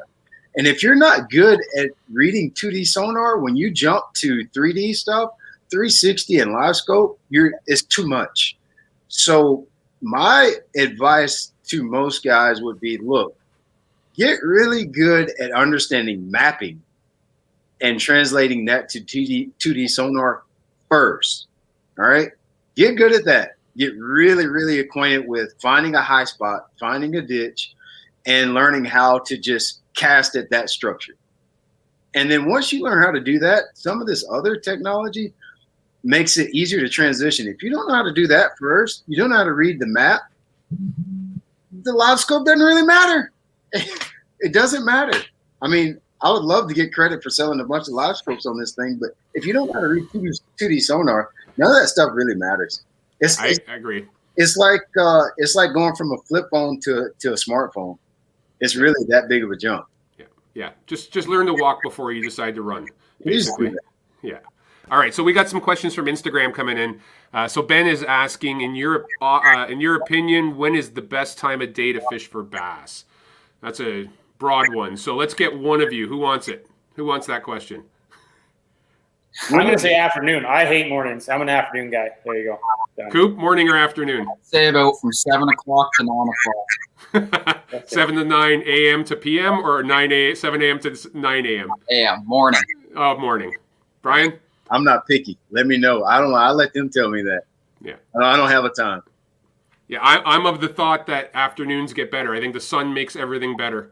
So, and even for smallmouth, people don't realize this, but the warmer the water gets, the more sun that's out. You'd think it's the opposite, but smallmouth get more jacked. They come shallower. So I'll take the afternoon. I'd rather fish a tournament from 10 till 6 than I would from 6 till 3. Listen to the grass fishermen speaking here. That's all smallmouth grass people talking. This is the exact opposite. Where I'm, fair enough. The older it gets, the better they bite in the morning where I live. Yeah. But that's not always the case, though. But that's definitely a grass thing where you guys talk about that afternoon deal. All right, so we got another one here. Eddie's asking where to start when getting into baitcaster reels. So, biggest tip for a new person, bait casting. Let's go. Everybody give their one tip on teaching someone to use a baitcaster. No, JP, that's you. You answered that. Shut up. The rest of everybody shut up. JP takes that one. I'm taking the host on this one. All right. Biggest thing if you're learning bait casting is the tape trick for me. I think it's the best advice you can get. So if you happen to have a bait caster, spool it up. I always tell people if you're learning, heavier braid is easier and more forgiving on a bait caster than mono is because of the memory. Okay, there's no memory in braided lines. So spool up with 50 or 65 pound braided line on a bait caster. Start with heavier lures. And what I tell people is, understand the parts of it, because the biggest misconception is you go to a tackle store and they say, yeah, here's the bait caster you wanted. Take it. Go. They don't explain to you the parts that work, but there's really only 3 parts of a bait caster you need to know. But the most important one is right here, the spool tensioner. The braking is on this side, usually on the palming side. The spool tensioner, you have to adjust every time you change your lure. So I always tell people start with it tight so that when you click your bail, it falls nice and evenly. But the tape trick will save you throwing the Baitcaster back in the box. Spool it up, put your lure on, set it up. And what I do is I say, I want to learn how to cast. Say you expect to cast 30 feet. Put your bait out 30 feet away from you, walk back from it, put a piece of electrical tape on your spool, and then reel your line up over it. And then cast. If you mess up, you've only got to deal with 30 feet of mess, not the entire spool. If you continually hit the tape when you're casting, take the tape off, stretch another 10 feet out, put the tape back on, reel it back up.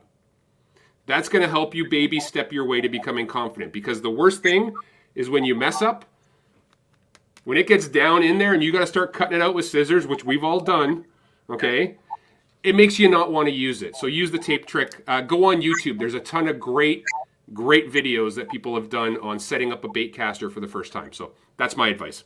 Cooper, you taking notes there? Oh yeah. Okay. I know you're still working on that. I've seen Coop's trick shots. He has it pretty dialed in. That is a good tip though, and braid ain't cheap, so. Yeah, braid ain't cheap. Save it. All right, we got another one from Instagram. Darren's asking, Cooper, are you envious of everyone's facial hair? I actually just shaved before I came on. I should have had it rolling. Just the one under here, the 3 or 4 of them there, Coop? That's right. That is pretty funny. All right, Mike's asking, Belat, what Canadian water have you heard about that you want to fish? Probably the one we ice fished on. Was that Simcoe we went That was to? Simcoe. I want to go to Simcoe. Yeah, without the ice.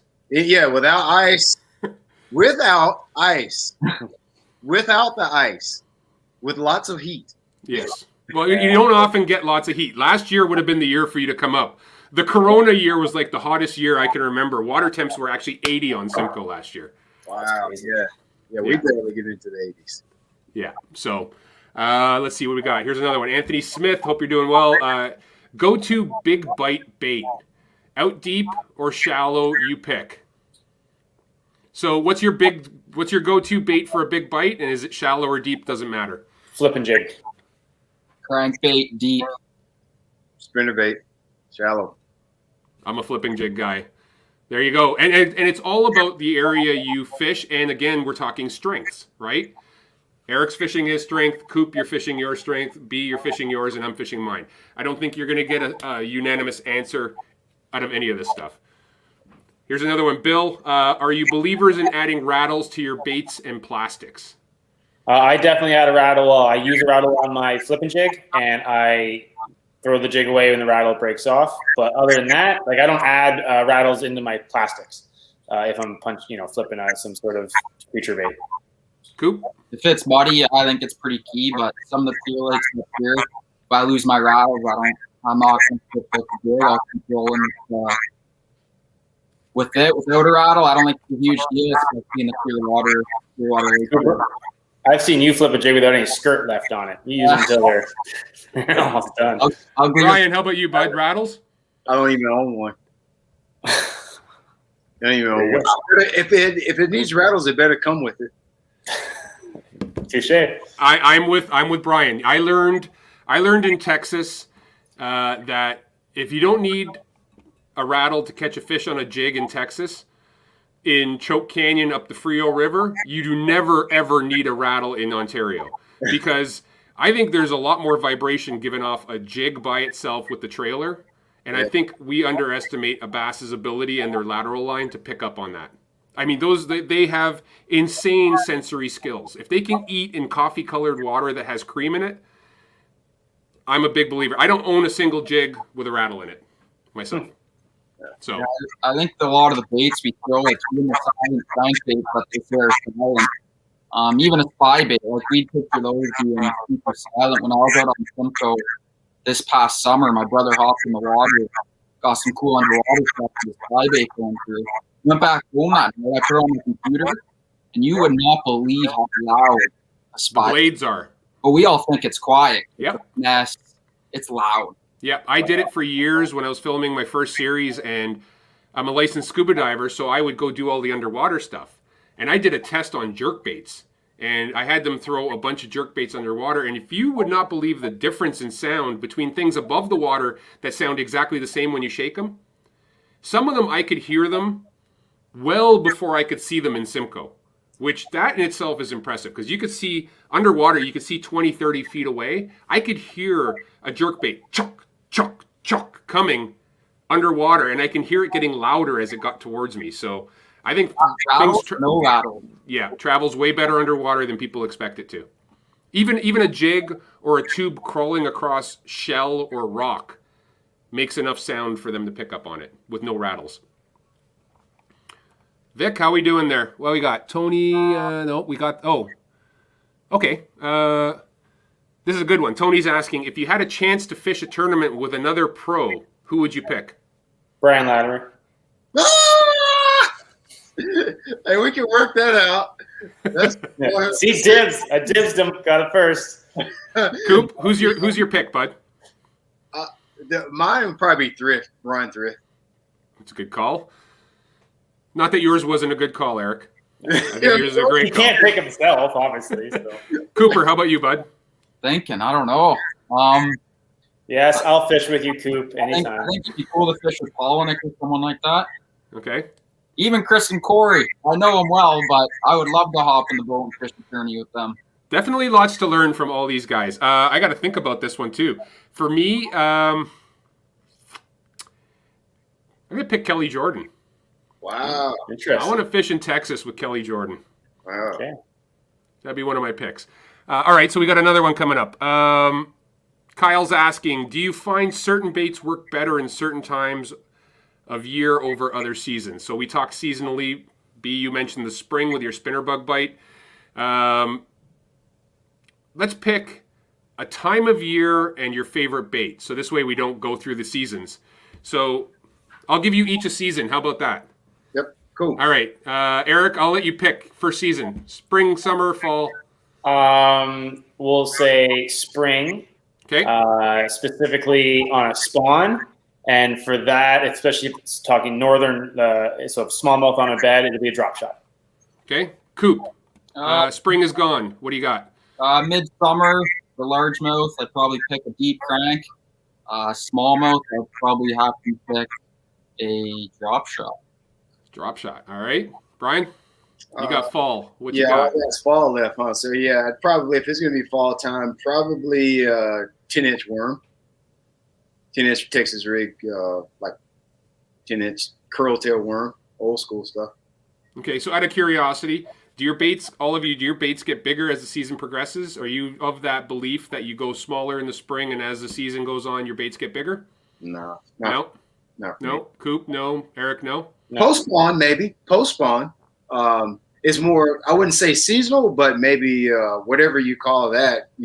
Post spawn, I use bigger baits. I do typically. Okay, and I'll take winter, and it's going to be a suspending jerkbait for me. I think it's hard to beat in the winter time. I think when the water gets below 50 degrees, long pauses and straight fluoro on a suspending jerkbait. I don't care where you are in the country. I don't really care where. Feels good. Yeah. God, it feels good. All right, so we got another one. So this one we answered. That one's already been asked, Vic. Tracy's asking, do you believe in moon phases, and how do you approach a full moon phase to a no moon? This could be a fight. Eric, you're up, bud. I didn't used to believe in moon phases, and I definitely do now. They spawn around it big time, both full moons and new moons. Not too long ago, I caught a lot of big smallmouth on a Kawartha Lake in the second week of September on beds. And it was because it was a new moon and the water temperature hit the right degree. So it's a combination between everything, but moons have a lot to do with it. I even went ahead and downloaded that app that tells you the percentage of the time of days, the majors and the minors, and I even follow that now. So I'm full on in. I drank the Kool-Aid. I'm in. Coop, how about you, bud? You watch the moon phase? They definitely make a big play. Like, they're definitely ideal for the whole spawning deal, 100%. I don't think you can argue that. But, no, I don't follow it at all. At all. I don't think I've ever pulled it up on my phone and see where the news phase is at. Dude, I have it on my watch and I never look at it. So How about you, Brian? All right. No moon phases for me. I have not seen it matter. I'm a believer in photo period. I do not care about the moon. I've caught them when there's all different moon phases, and it's been the perfect moon phase and the perfect temperature, perfect everything, and then never seen a fish on bed before. I follow photo period. As the days get longer in my area of the country, it doesn't matter how cold it is. It doesn't matter what the moon phase is. They start to move when the days get longer. Hours of light in a day. I agree. Yep. Yeah, I'll let you guys keep thinking that way. That's great. It's perfect for me. The way I look at it is, it doesn't really matter to me what the moon phase is because I only have X amount of days to go fishing, so I'm going one way or another. That's the way I look at it. Yeah. I do agree with the spawn. I think they do push on the spawn on the full moon. It's the same reason why our smelt up here in the north really run on that last full moon in April. But I don't think it's the be all end all. I just think it's if I'm going fishing, I'm gonna have to deal with whatever conditions are out there. And so, hey, listen, let me post a question. So, Sure. all right. So we say that they spawn heavier with the full moon. What is the physiological change? What's happening? What makes them say, "Oh, moon's full, now I need to go spawn"? What are we talking about here? Because just saying that happens is not good enough. Yeah, and Brian, it's not like it's the saltwater effect of the full moon phase where you get bigger tide flushes and anything like that. And I don't know if it's. I couldn't even give you the answer because I've never paid that much attention. So let's ask the expert, Eric. Oh, and by the way, Eric, Scott Palmer wants to know how you keep your mustache clean. I do have a mustache brush now, and I actually have the wax and everything. So I'm going on in. When it comes to the moon phases, I just rely on the experts. Scientists figured it all out. They put it in an app, and I just listen to that. So it is Kool-Aid at this point. It's fully Kool-Aid for Eric. Oh my God! All right. What's your zodiac sign? You believe in that too, right? No, I'm not that far yet. No. All right. Mike's asking, do you guys use any scent in your baits? Eric, scent? I'm getting in a scent for sure. I really am. I like, especially with anything that's like slow, a jig, anything that I'm working like on the bottom. Moving baits, not so much. Okay, Coop. I never have in my life. All right, Brian. I don't own any scents. I smell bad enough as it is. No, you don't like smelly jelly? There's nothing better than smelly jelly, bud, on a hot day. Well, I do. Let me tell you, I do use that when I go saltwater fishing. I've seen it make a little bit of a difference. I don't know. Maybe I got bored and I just wanted to do something fancy and I got the smelly stuff. But no, I don't even own a scent. I am of the thought that I do not own a scent, but if it's in a bait, I'm not afraid of it. And if it's not on a bait, I'm not afraid of it. Not afraid, yeah. I just haven't seen enough scientific proof that scents will physically make a difference. So until that time comes, I'm going to reserve judgment until I see something that I believe side by side will make a difference. Because, dude, I remember when the coffee scents came out, everybody was all about it. And I fished a coffee tube next to a regular plain salted tube side by side on the same rod, same line, same leader, same hook, and dragged them, and not one did better than the other. So it's a great marketing scheme, though. I want to see the science. It's confidence for me, to be honest. Like, I just feel like later in the tournament day, I start putting more scent on because I want to bite more, and maybe that's making me fish a little more thoroughly too. I don't know what it is, but I don't know. That's listen, confidence is the key to doing well. And if that's what makes your head sit in the right spot where you're not second guessing yourself, then it's worth every penny. That's the way I look at it, right? But for me, I don't worry about it. Sal's asking, what do you like better, smallmouth or largemouth? This should be pretty easy. Eric? I'm going to say both. Both? Coop? Easy, I don't know. Easy, I don't know. Easy, you don't know means you like both. Brian? Probably smallmouth because I was like 32 years old before I caught a smallmouth. So it's like breath of fresh air to me to learn how all that works. So yeah, I like catching smallmouth just because I don't have any experience with it. I'm going to pick largemouth because they don't use their tails as much as smallmouth. Oh God, you got that right. I honestly believe that if you find a largemouth on a piece of structure, the odds of him being there are a hell of a lot better than a smallmouth, and I can depend on them more. In practice, if I find largemouth, I know they're going to be there. If I find smallmouth, they could be 20 miles away the next day. So that's my reason for picking largemouth. Yeah, historically, if there's a lake with both in it, I'll usually go for largemouth. Yeah. If you want consistency, I always have them as a backup. I think you got to fish smallmouth to win. I think you need largemouth as a legitimate, my fish moved and I need to go get a quick 17. right? So let's see. James is asking. Oh, wait, let's go back one. Bob Azumi has a question. Bob is asking, Brian, what was the key component in winning team overall weight at the Pan Am tournament as we were all fishing the same water? So how did you kick everybody's ass, you and Real personal Mark question. Daniels? Well, we're just really good fishermen, and I just kind of put the hammer down, and there was that. Man, I wish I had a good educated answer for that. The key was to catching bigger fish. Okay, that was really had everything to do with it. But no, I don't know, dude. We were throwing TRDs in a drop shot, green pumpkin. I don't know. I heard you put a banana in their boat. I don't worry about that stuff. Yeah. I eat bananas on the boat. I don't worry about that stuff. I mean, honestly, but on a serious note, one thing that I really did notice is not moving our baits a lot. You almost had to fish those fish like they were spawning. You could see the little holes in the grass and stuff, and just really letting that bait sit there in one spot really made a lot of difference than like pulling, hopping. They didn't want that bait hopping and shaking and moving and jiving and doing all that stuff. They really wanted you dead sticking that stuff a lot. So that's one thing that Mark caught on to. And that first period, like he caught like 4 of our keepers. And then after I saw what he was doing that second period, then I was able to catch a couple wayfish. But yeah, that made a big difference, not moving the bait a lot. That's the only thing that I got for you. Other than that, the key was to catch bigger fish. Well, and from what I remember, a lot of guys were on an inline spinner and a chatterbait bite then. So you guys were doing something outside of what the majority of guys were catching those shallow smallmouth on. Yeah, I want to know what that was too, because I want to try that at home, the inline spinner thing. I tried to look it up this fall. It's a Meps, dude, or a Vibrax, or it's size 3 usually. Like most bass guys will throw a 3. It's just a small shad, and in that time of year, you guys were there. It was October on St. Francis, was it not? Right. Yeah. And your water temperatures were probably somewhere in the low 50s. I don't remember. Yeah, you guys were right before the alewife spawn that happens in the fall, and that's why all those walleye move up in there. So small silver thing that goes flash and goes across the top of the weed beds tends to be when that it's like the shad spawn for you, Brian. That's the same deal. Okay. Except ours happens in the fall, right? So yeah, I think that would work at home because we get our fish do pretty much the same thing. The threadfin shad do something weird in the fall. They start feeding them really small shad, and nobody's throwing a Meps at where I live. So Sal said he thinks Bob should have to pay for that question. Yeah, he should. Yeah. He should. All right, here's one.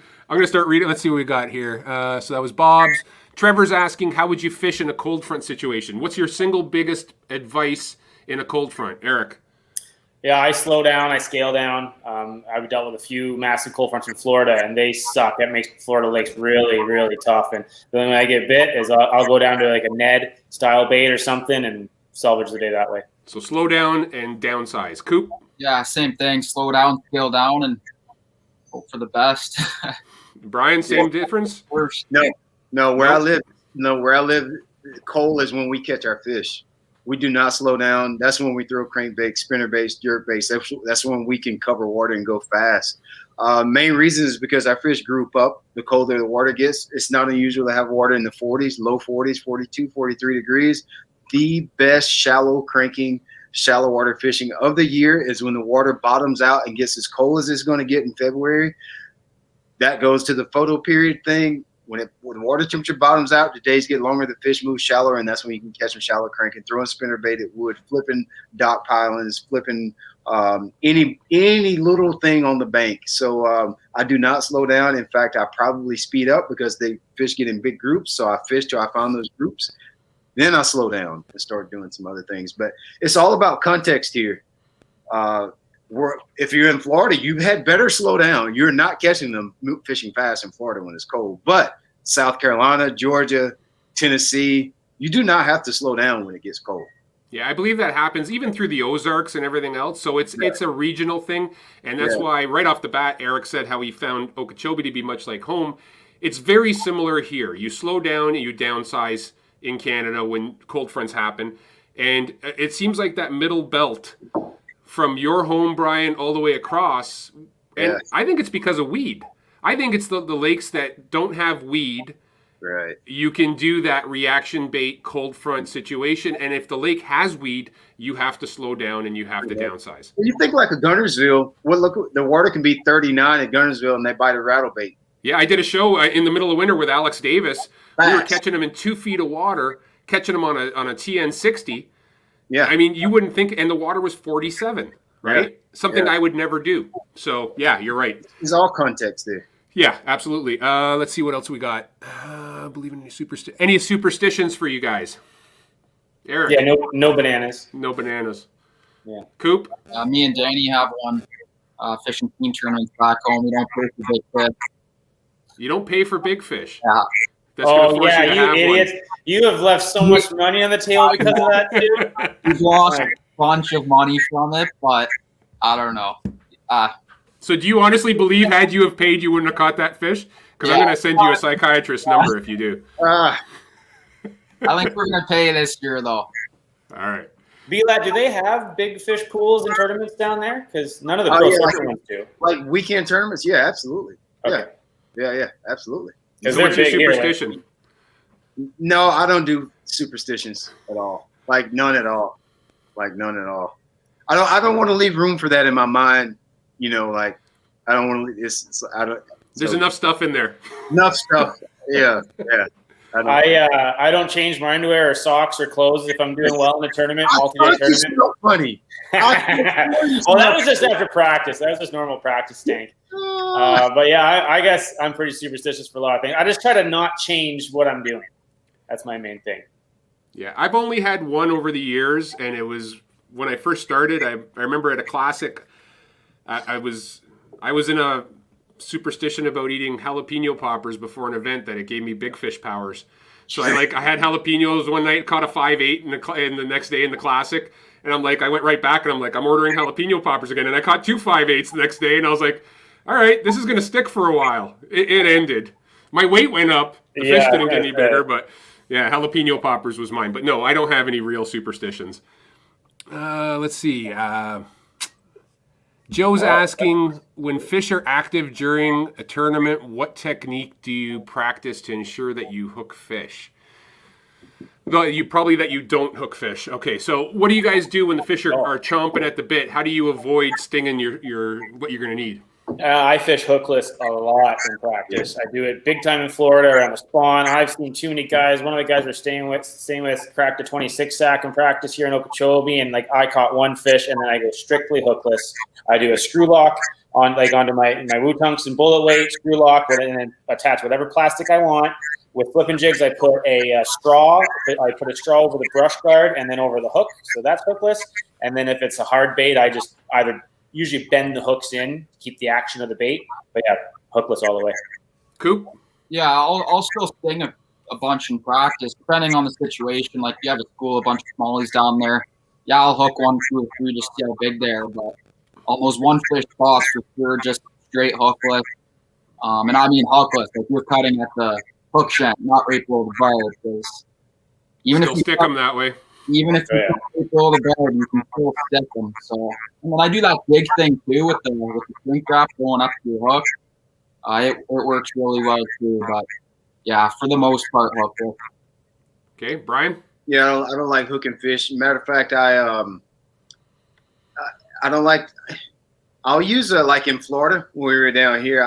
I'll use the little keeper thing a little bit, but I don't even, if I'm pretty confident, if it's a technique that I'm confident in, cranking, flipping, throwing a spinnerbait, something like that, I probably won't even fish it. I'll just ride around and mark some stuff. I won't even let the fish see my bait. If I'm 100% confident that what I'm doing is the deal that I'm going to be doing in the tournament, there's no more fishing at all. Yeah, I think them feeling your bait, even if it's hookless, does add pressure that does affect them. There's an education factor for sure. You're letting them know something's up, and then associate. I believe they associate. I believe they can associate pinging of a sonar with the sound of a trolling motor with the sound of a bait. I think they're getting there on those more pressured lakes. Yeah. So for me, I sting. Weed bed fish are the ones, and smallmouth deep are the ones that I will pluck until I see what I want to see. Because there's nothing worse than being on a milfoil bed that is full, or a hydrilla bed that's full of 1-pounders. and you think because you shook off 10 in a row that you're going to go whack them the next day. So if I don't see a 3-pounder, I keep stinging until I do. Yeah, that's my thought. That's When it turns context. out they're all walleye. Yeah. Yeah, that's context again, because like up north, dude, you guys have so many more fish. Yep. Like, you don't want to try that here where I live, because your 10 bite day is an excellent day in the south. Yeah. But you guys catch We're 30 spoiled. fish a day. Yeah, spoiled, man. We're spoiled. But that's also why I think, Brian, that's why we're not as into the details, and I think that's the biggest hurdle to overcome for our Canadian anglers who head south, is we can always run and gun and find an active group of fish. Our fish are dumb, they're uneducated, and there's lots of them. And I think as soon as you travel and fish, just fish the Ozarks. You want to learn how to dial in an area and dissect it and figure out how they're eating. Yeah. That's right there. Yeah, like that's the deal. Like you go to Beaver or you go to Bull Shoals or something like that, you better find a strap and work it, because it's not like here. You can't just run all over the place looking for a school of 3.5 pounders in a weed bed that exists in 40 spots in the Bay of Quinte. Yeah. So what do we got here? Okay, Jason's asking, when you're getting ready for a tournament, how many rods are you rigging to make sure you're prepared for the event? And what is the rod you find yourself reaching for the most? So how many setups, Eric, and what's your go-to? What's the one you rely on? Oh, well, I mean, that really depends where I am. But, yeah, I'm a big believer in having a rod for everything. So I try to, have, if whatever I'm going to be using. And it's the worst. I'll sit up till midnight rigging up stuff that I know I'm probably not even going to throw in the tournament. But just in case, I'm going to cast it, I have to respring it, whatever. But, I don't know, how many rods? I'll probably have 15 rigged up, I guess, and use 2 of them in the tournament. What's your go-to? It's going to be, if it's in Canada, I'm going to use a flipping rod within my jig, my Hardy jig for sure, and probably some sort of stick bait rod, so spinning wacky rig Cinco spinning gear. Okay, Coop, how many rods and what's your go-to? It all depends where we are. I mean, if I'm fishing a lake, I've fished a bunch of times. Rice, for example, Quinte, Tri-Lake, I'll only have 5 rods on the deck. Couple moving bait rods, and then the rest flipping fish. If I'm going south to a lake I've never fished before, I'll 20 rods in the boat, so I'll 10 on the deck. Okay, and what's your go-to, bud? It all depends. Deep crankbait. Yeah, I love flipping. There's nothing better than a big bite. All right, Brian. Oh, yeah, it's hard to answer that without knowing where you're going. But probably, I'm a real simple fisherman, man. Probably about 10 rods. If I got more than about 6 or 7 on the deck, I am very irritable. I don't like a busy deck. I don't even like having a bunch of graphs on my boat. I like this. You like fishing? Yeah, I like. I just keep it simple. Like, if you see me strapped with 3 rods on the front deck of the boat and blast off, probably gonna be a good day. So I prefer to fish with 3 to 5 on the deck and probably have somewhere between 10 to 12 rods, for a tournament. I agree. I am always most afraid of the guy with the least amount of rods on his deck. Yeah, boy. Because I think he's got something figured out that when I see the guy with the pile on both sides, I got no worries. Right, now, we're talking practice in this situation, so we're trying to break down a lake. For me, I work on having 4 or 5 probably techniques, and I break them down by water column. I always have a top water, I have something just subsurface, I have something in the middle, and I have something for the bottom. And that's how I practice. I practice to see where they're feeding. So, and then if my go-to, probably a swim bait, actually. I think the one bait I've probably done more shows on and caught more fish on is a 3.8 rhythm wave swim bait, because I believe you can fish it in every one of those situations I just mentioned. You can throw it weightless and throw it by the top. You can weight it lightly and throw it just under the water. You can put a 3/4 ounce football head on, drag that thing across the bottom. So for me, a swim bait would be my go-to. All right, I think we're down to the last couple, guys. Steve's asking, I'm looking to buy a Minn Kota trolling motor, but I can't decide between digital or cable. What do you recommend? So if you're buying Minn Kota, you're buying cable either way.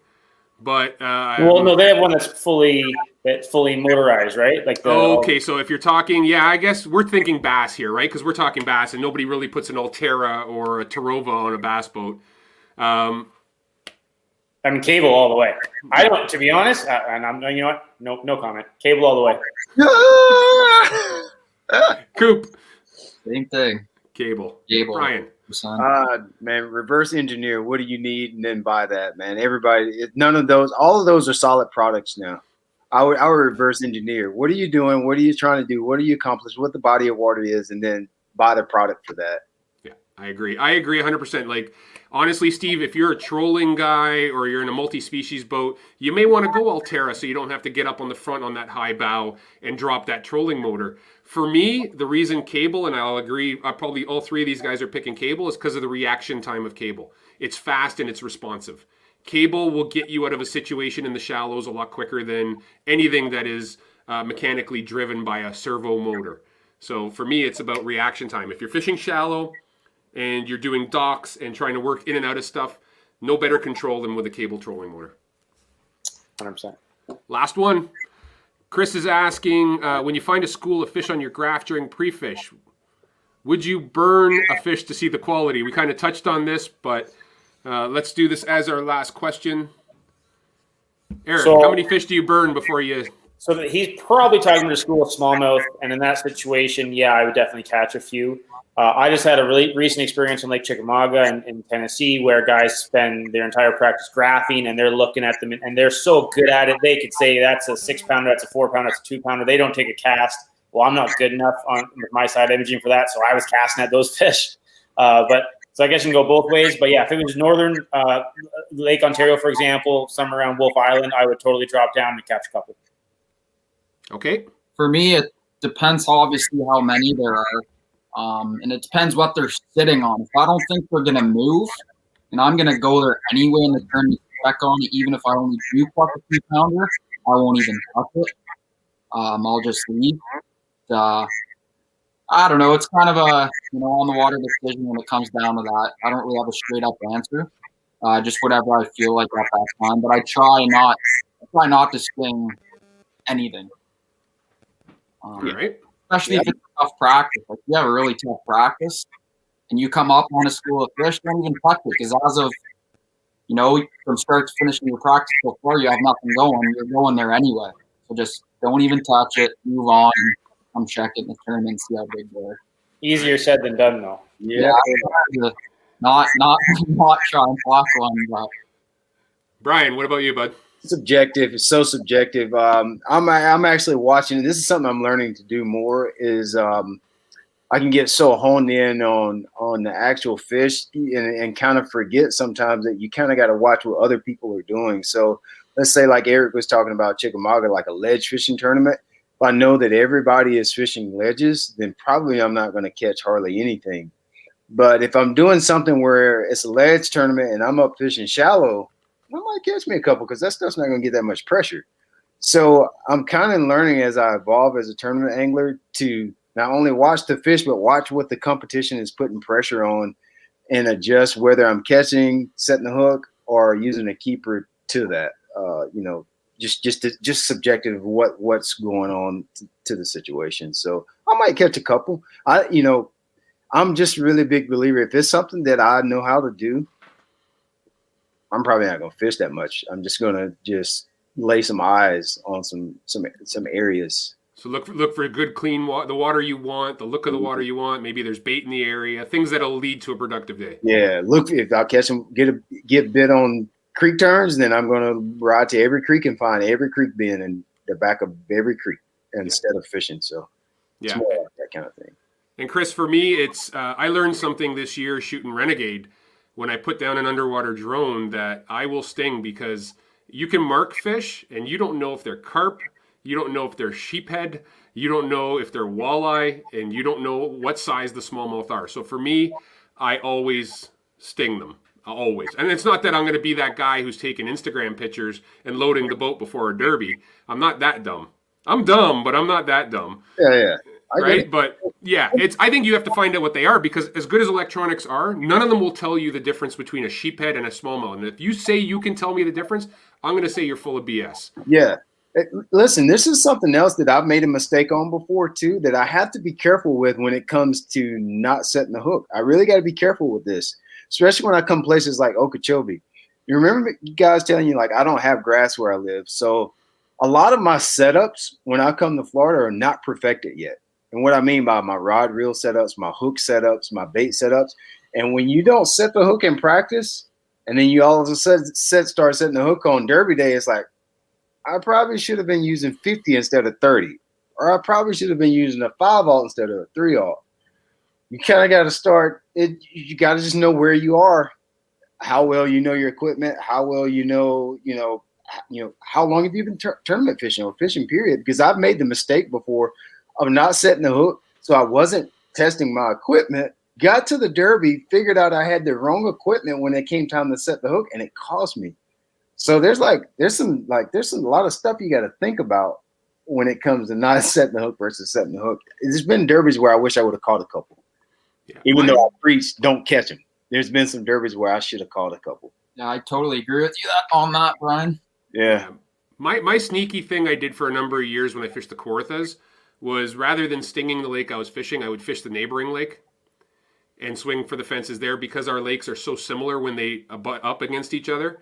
So if I had a tournament on Stony, I'd go to Lovesick and develop a pattern the day before and swing on everything in Lovesick. Mm-hmm. So this way I could figure out if they're on docks on Lovesick, the odds are pretty good they're going to be on docks in Stony, or if they're in pads or if they're in deep weed. So that's how I would do it. Rather than going to the lake and pulling away from fish, I just go to the neighboring lake, develop my pattern there, and then go for it. So, I mean, Florida, there's tons of small lakes you can go dial in your setups rather than doing it on Okeechobee. Right? Go shiner fishing. That's what I want to do. I have no interest whatsoever in throwing a balloon and a shiner. Oh my god, it's insane. Hey, Plata. All right, I think that's the wrap-up call. He's the Iceman are we here. getting the hook? No, you know what? I don't got the hook, dude. I love all you guys. I wish I could keep you on all night. The only reason why is because like a lot of these, we're uploading these again, so we're just trying to keep them all in some type of form. But I kind of got a question for you because you're talking about hook set, and I fish with a lot of different guys. By the way, hi Brian and Eric and Coop, the hook set. You know what? Everybody's got a personal hook set, right? And I don't know, JP, do you have your signature hook set? Yeah, mine is to inflict as much pain as humanly possible, and I do that with a so my hook set style, I do what they call a slack set. Okay. Because I believe you can generate the most speed in a slack set, and that's by dropping the rod and creating that slack line. So when you start swinging, you got zero resistance, and your rod picks up speed really quickly. So I'm a slack setter, and I swing. I'm on my toes, my calves are peaked, and I'm giving them everything I got. Anybody else want to add to that? My hook set changes for every technique, every rod, every lure, every hook. What I do notice by watching some of my GoPro footage is I do the same little step back every time I'm about to set the hook. I notice that, when I feel that bite, I always step my left foot back, and I fish with lefty rods, and then I set over my left shoulder usually. I guess that'd be my only signature. Yeah, I don't really know. I just set the hook. I mean, it's different from large milk, but I don't know. Setting the hook is like being a hockey football player. It's like that touchdown. It's like, how do you, Brian, you must have something like that's signature. It evolves. It's a trend. Sometimes I'm like JP and I'm slacklining. I can tell you, like my oldest son, I got an 8-year-old, and when he first started fishing, dude, getting a 5 or 6 year old to set the hook is so hard. You're like, Brev, set the hook, and they're like, okay, Dad, I got him. And he would never lose them. And so I thought about that. I was like, you know what? I'm going to stop doing all this jumping and jerking and convulsion. I'm just going to start reeling and pulling. And there's times where it seems like that works best. I don't know. I just try to do what feels good. I just feel it. Like if I feel like setting the hook hard, I'm going to set the crap out of it. If I feel like pulling on them, I'll pull on them. It depends. I think it has a lot to do with the behavior of the fish, how aggressive they are. But you better pay attention. If slacklining is not working, you better start doing something else. I'll evolve with it at times. I agree. I lose them either way. It doesn't matter how. My job is to catch him. His job is to get off, right? Yes. I just want to say that over my career, Meeting you, Brian, last year at the Pan Am, or 2 years ago, was one of my highlights. Really enjoyed that, and we were back there last year with JP, fished it, and it's an incredible fishery, and we'll be back there again this year, the first weekend of October, and I hope you can make it. And actually, you know what? You guys are going to be in the St. Lawrence River the week before we're going to be there, so you might want to stick around for that. Coop, I've been watching you grow up, dude. You're amazing. I'm going to tell you straight out, and I think you and Danny got a great career ahead of you guys, and good luck to you. Can't grow facial hair, though. Yeah, I see a lot of those comments, AJ. How many guys comment? He's the only guy with a clean. Well, now there's two of us. You know what I mean? But and with Eric, dude, like I can't begin to tell you. Like when you were 12 years old, your first tournament, I'll never forget that day, dude. And you're getting better and better, and we're very proud of you. You're doing a great job representing Canada. And I just want to thank you all for coming up. So I'm going to say goodbye to you guys, but I do want to have an individual show with all you guys probably the next few coming weeks, and maybe get a little more personal with each one of you guys, and we'll work that on your time. I'm going to ask JP to stick around for a second, but guys, I want to say thank you and goodbye, guys. Thank you very much. Thanks guys. Everyone. Great talking with you. JP, what's happening? We're still going. I'm still standing, Andy. I'm at my stand-up desk.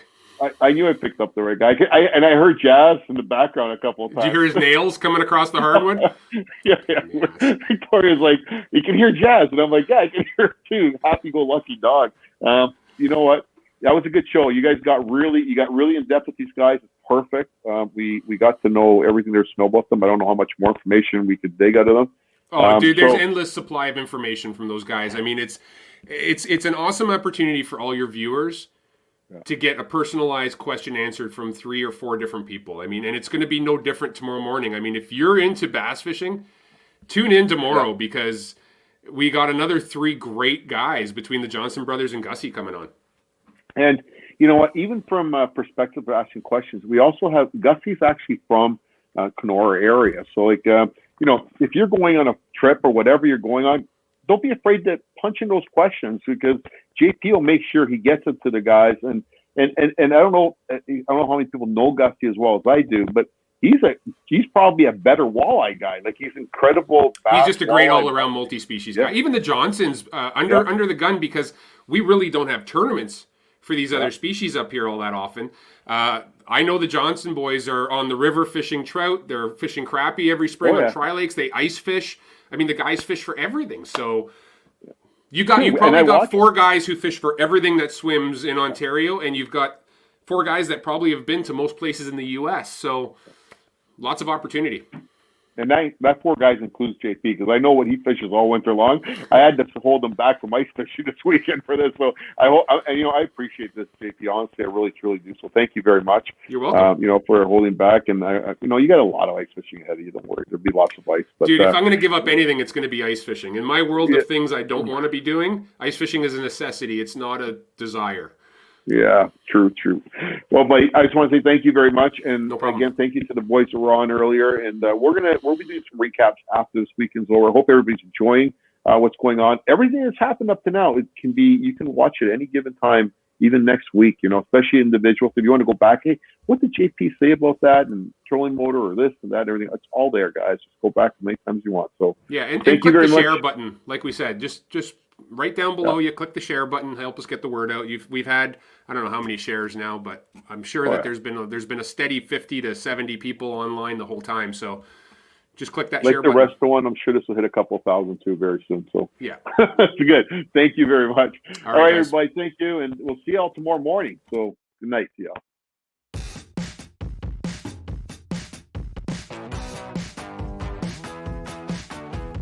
Hey everybody, Bobby Belmonte here from Peterborough Pro Tackle. We're super excited to be part of our first spring fishing and boat show here. Just wanted to show you guys a few of the products that we carry in store and that can be purchased online at ptboprotackle.ca. An exciting new product from Shimano that we have in stock is the new 2020 models of Shimano Zodius rods. They come with the new handle design, a bait keeper, which was a super highly desired feature that's been added, and for under $300, you're fishing with basically a top-of-the-line rod. A great pairing for one of those new Shimano Zodius rods would be the Shimano Vanford spinning reel. Equipped with a long stroke spool for further casting and the MGL rotor and spool for a smooth retrieve, this is an awesome reel to check out this year and add to your arsenal. Another great pick from Shimano would be the SLX line of reels and rods. Two cool features of the SLX MGL would be, again, the MGL spool that it's equipped with, along with a micro module gear system, which makes it a lot smoother when you're casting and retrieving. And right now we are actually having a promotion where if you purchase any Shimano SLX reel of any of the models or a Shimano Nasky, Sahara, or Sedona spinning reel, you can get one of the Shimano SLX rods at 50% off, which is a tournament ready rod at an affordable price. Next up, from another one of our most popular brands, Daiwa, we're carrying the Tatula CT line of reels. This is the new redesigned 2020 model. With the MagForce and the T-Wing system equipped into this reel, it makes a great entry-level baitcaster. Pair it up with the Tatula XT baitcaster rod, and you got a great combo to use. An in-store exclusive from Daiwa is the Kage MQ spinning reels, equipped with a monocoque body, previously only found in their top-of-the-line models. A rod to pair up with this reel would be one of the Daiwa Rebellion series rods, lightweight, sensitive, and at an affordable price. One of our show specials that we're having here is 20% off all Daiwa products in-store and online. Check out our website at ptboprotackle.ca to take advantage of all our show specials, as well as to keep up to date with all the new products that we're getting here in store, from brands like Megabass to Z-Man and much more.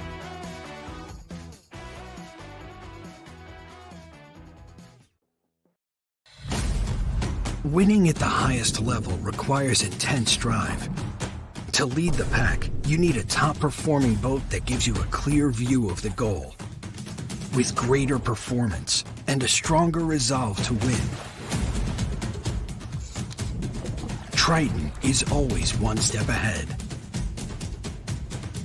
That's why it's the driving force of performance fishing.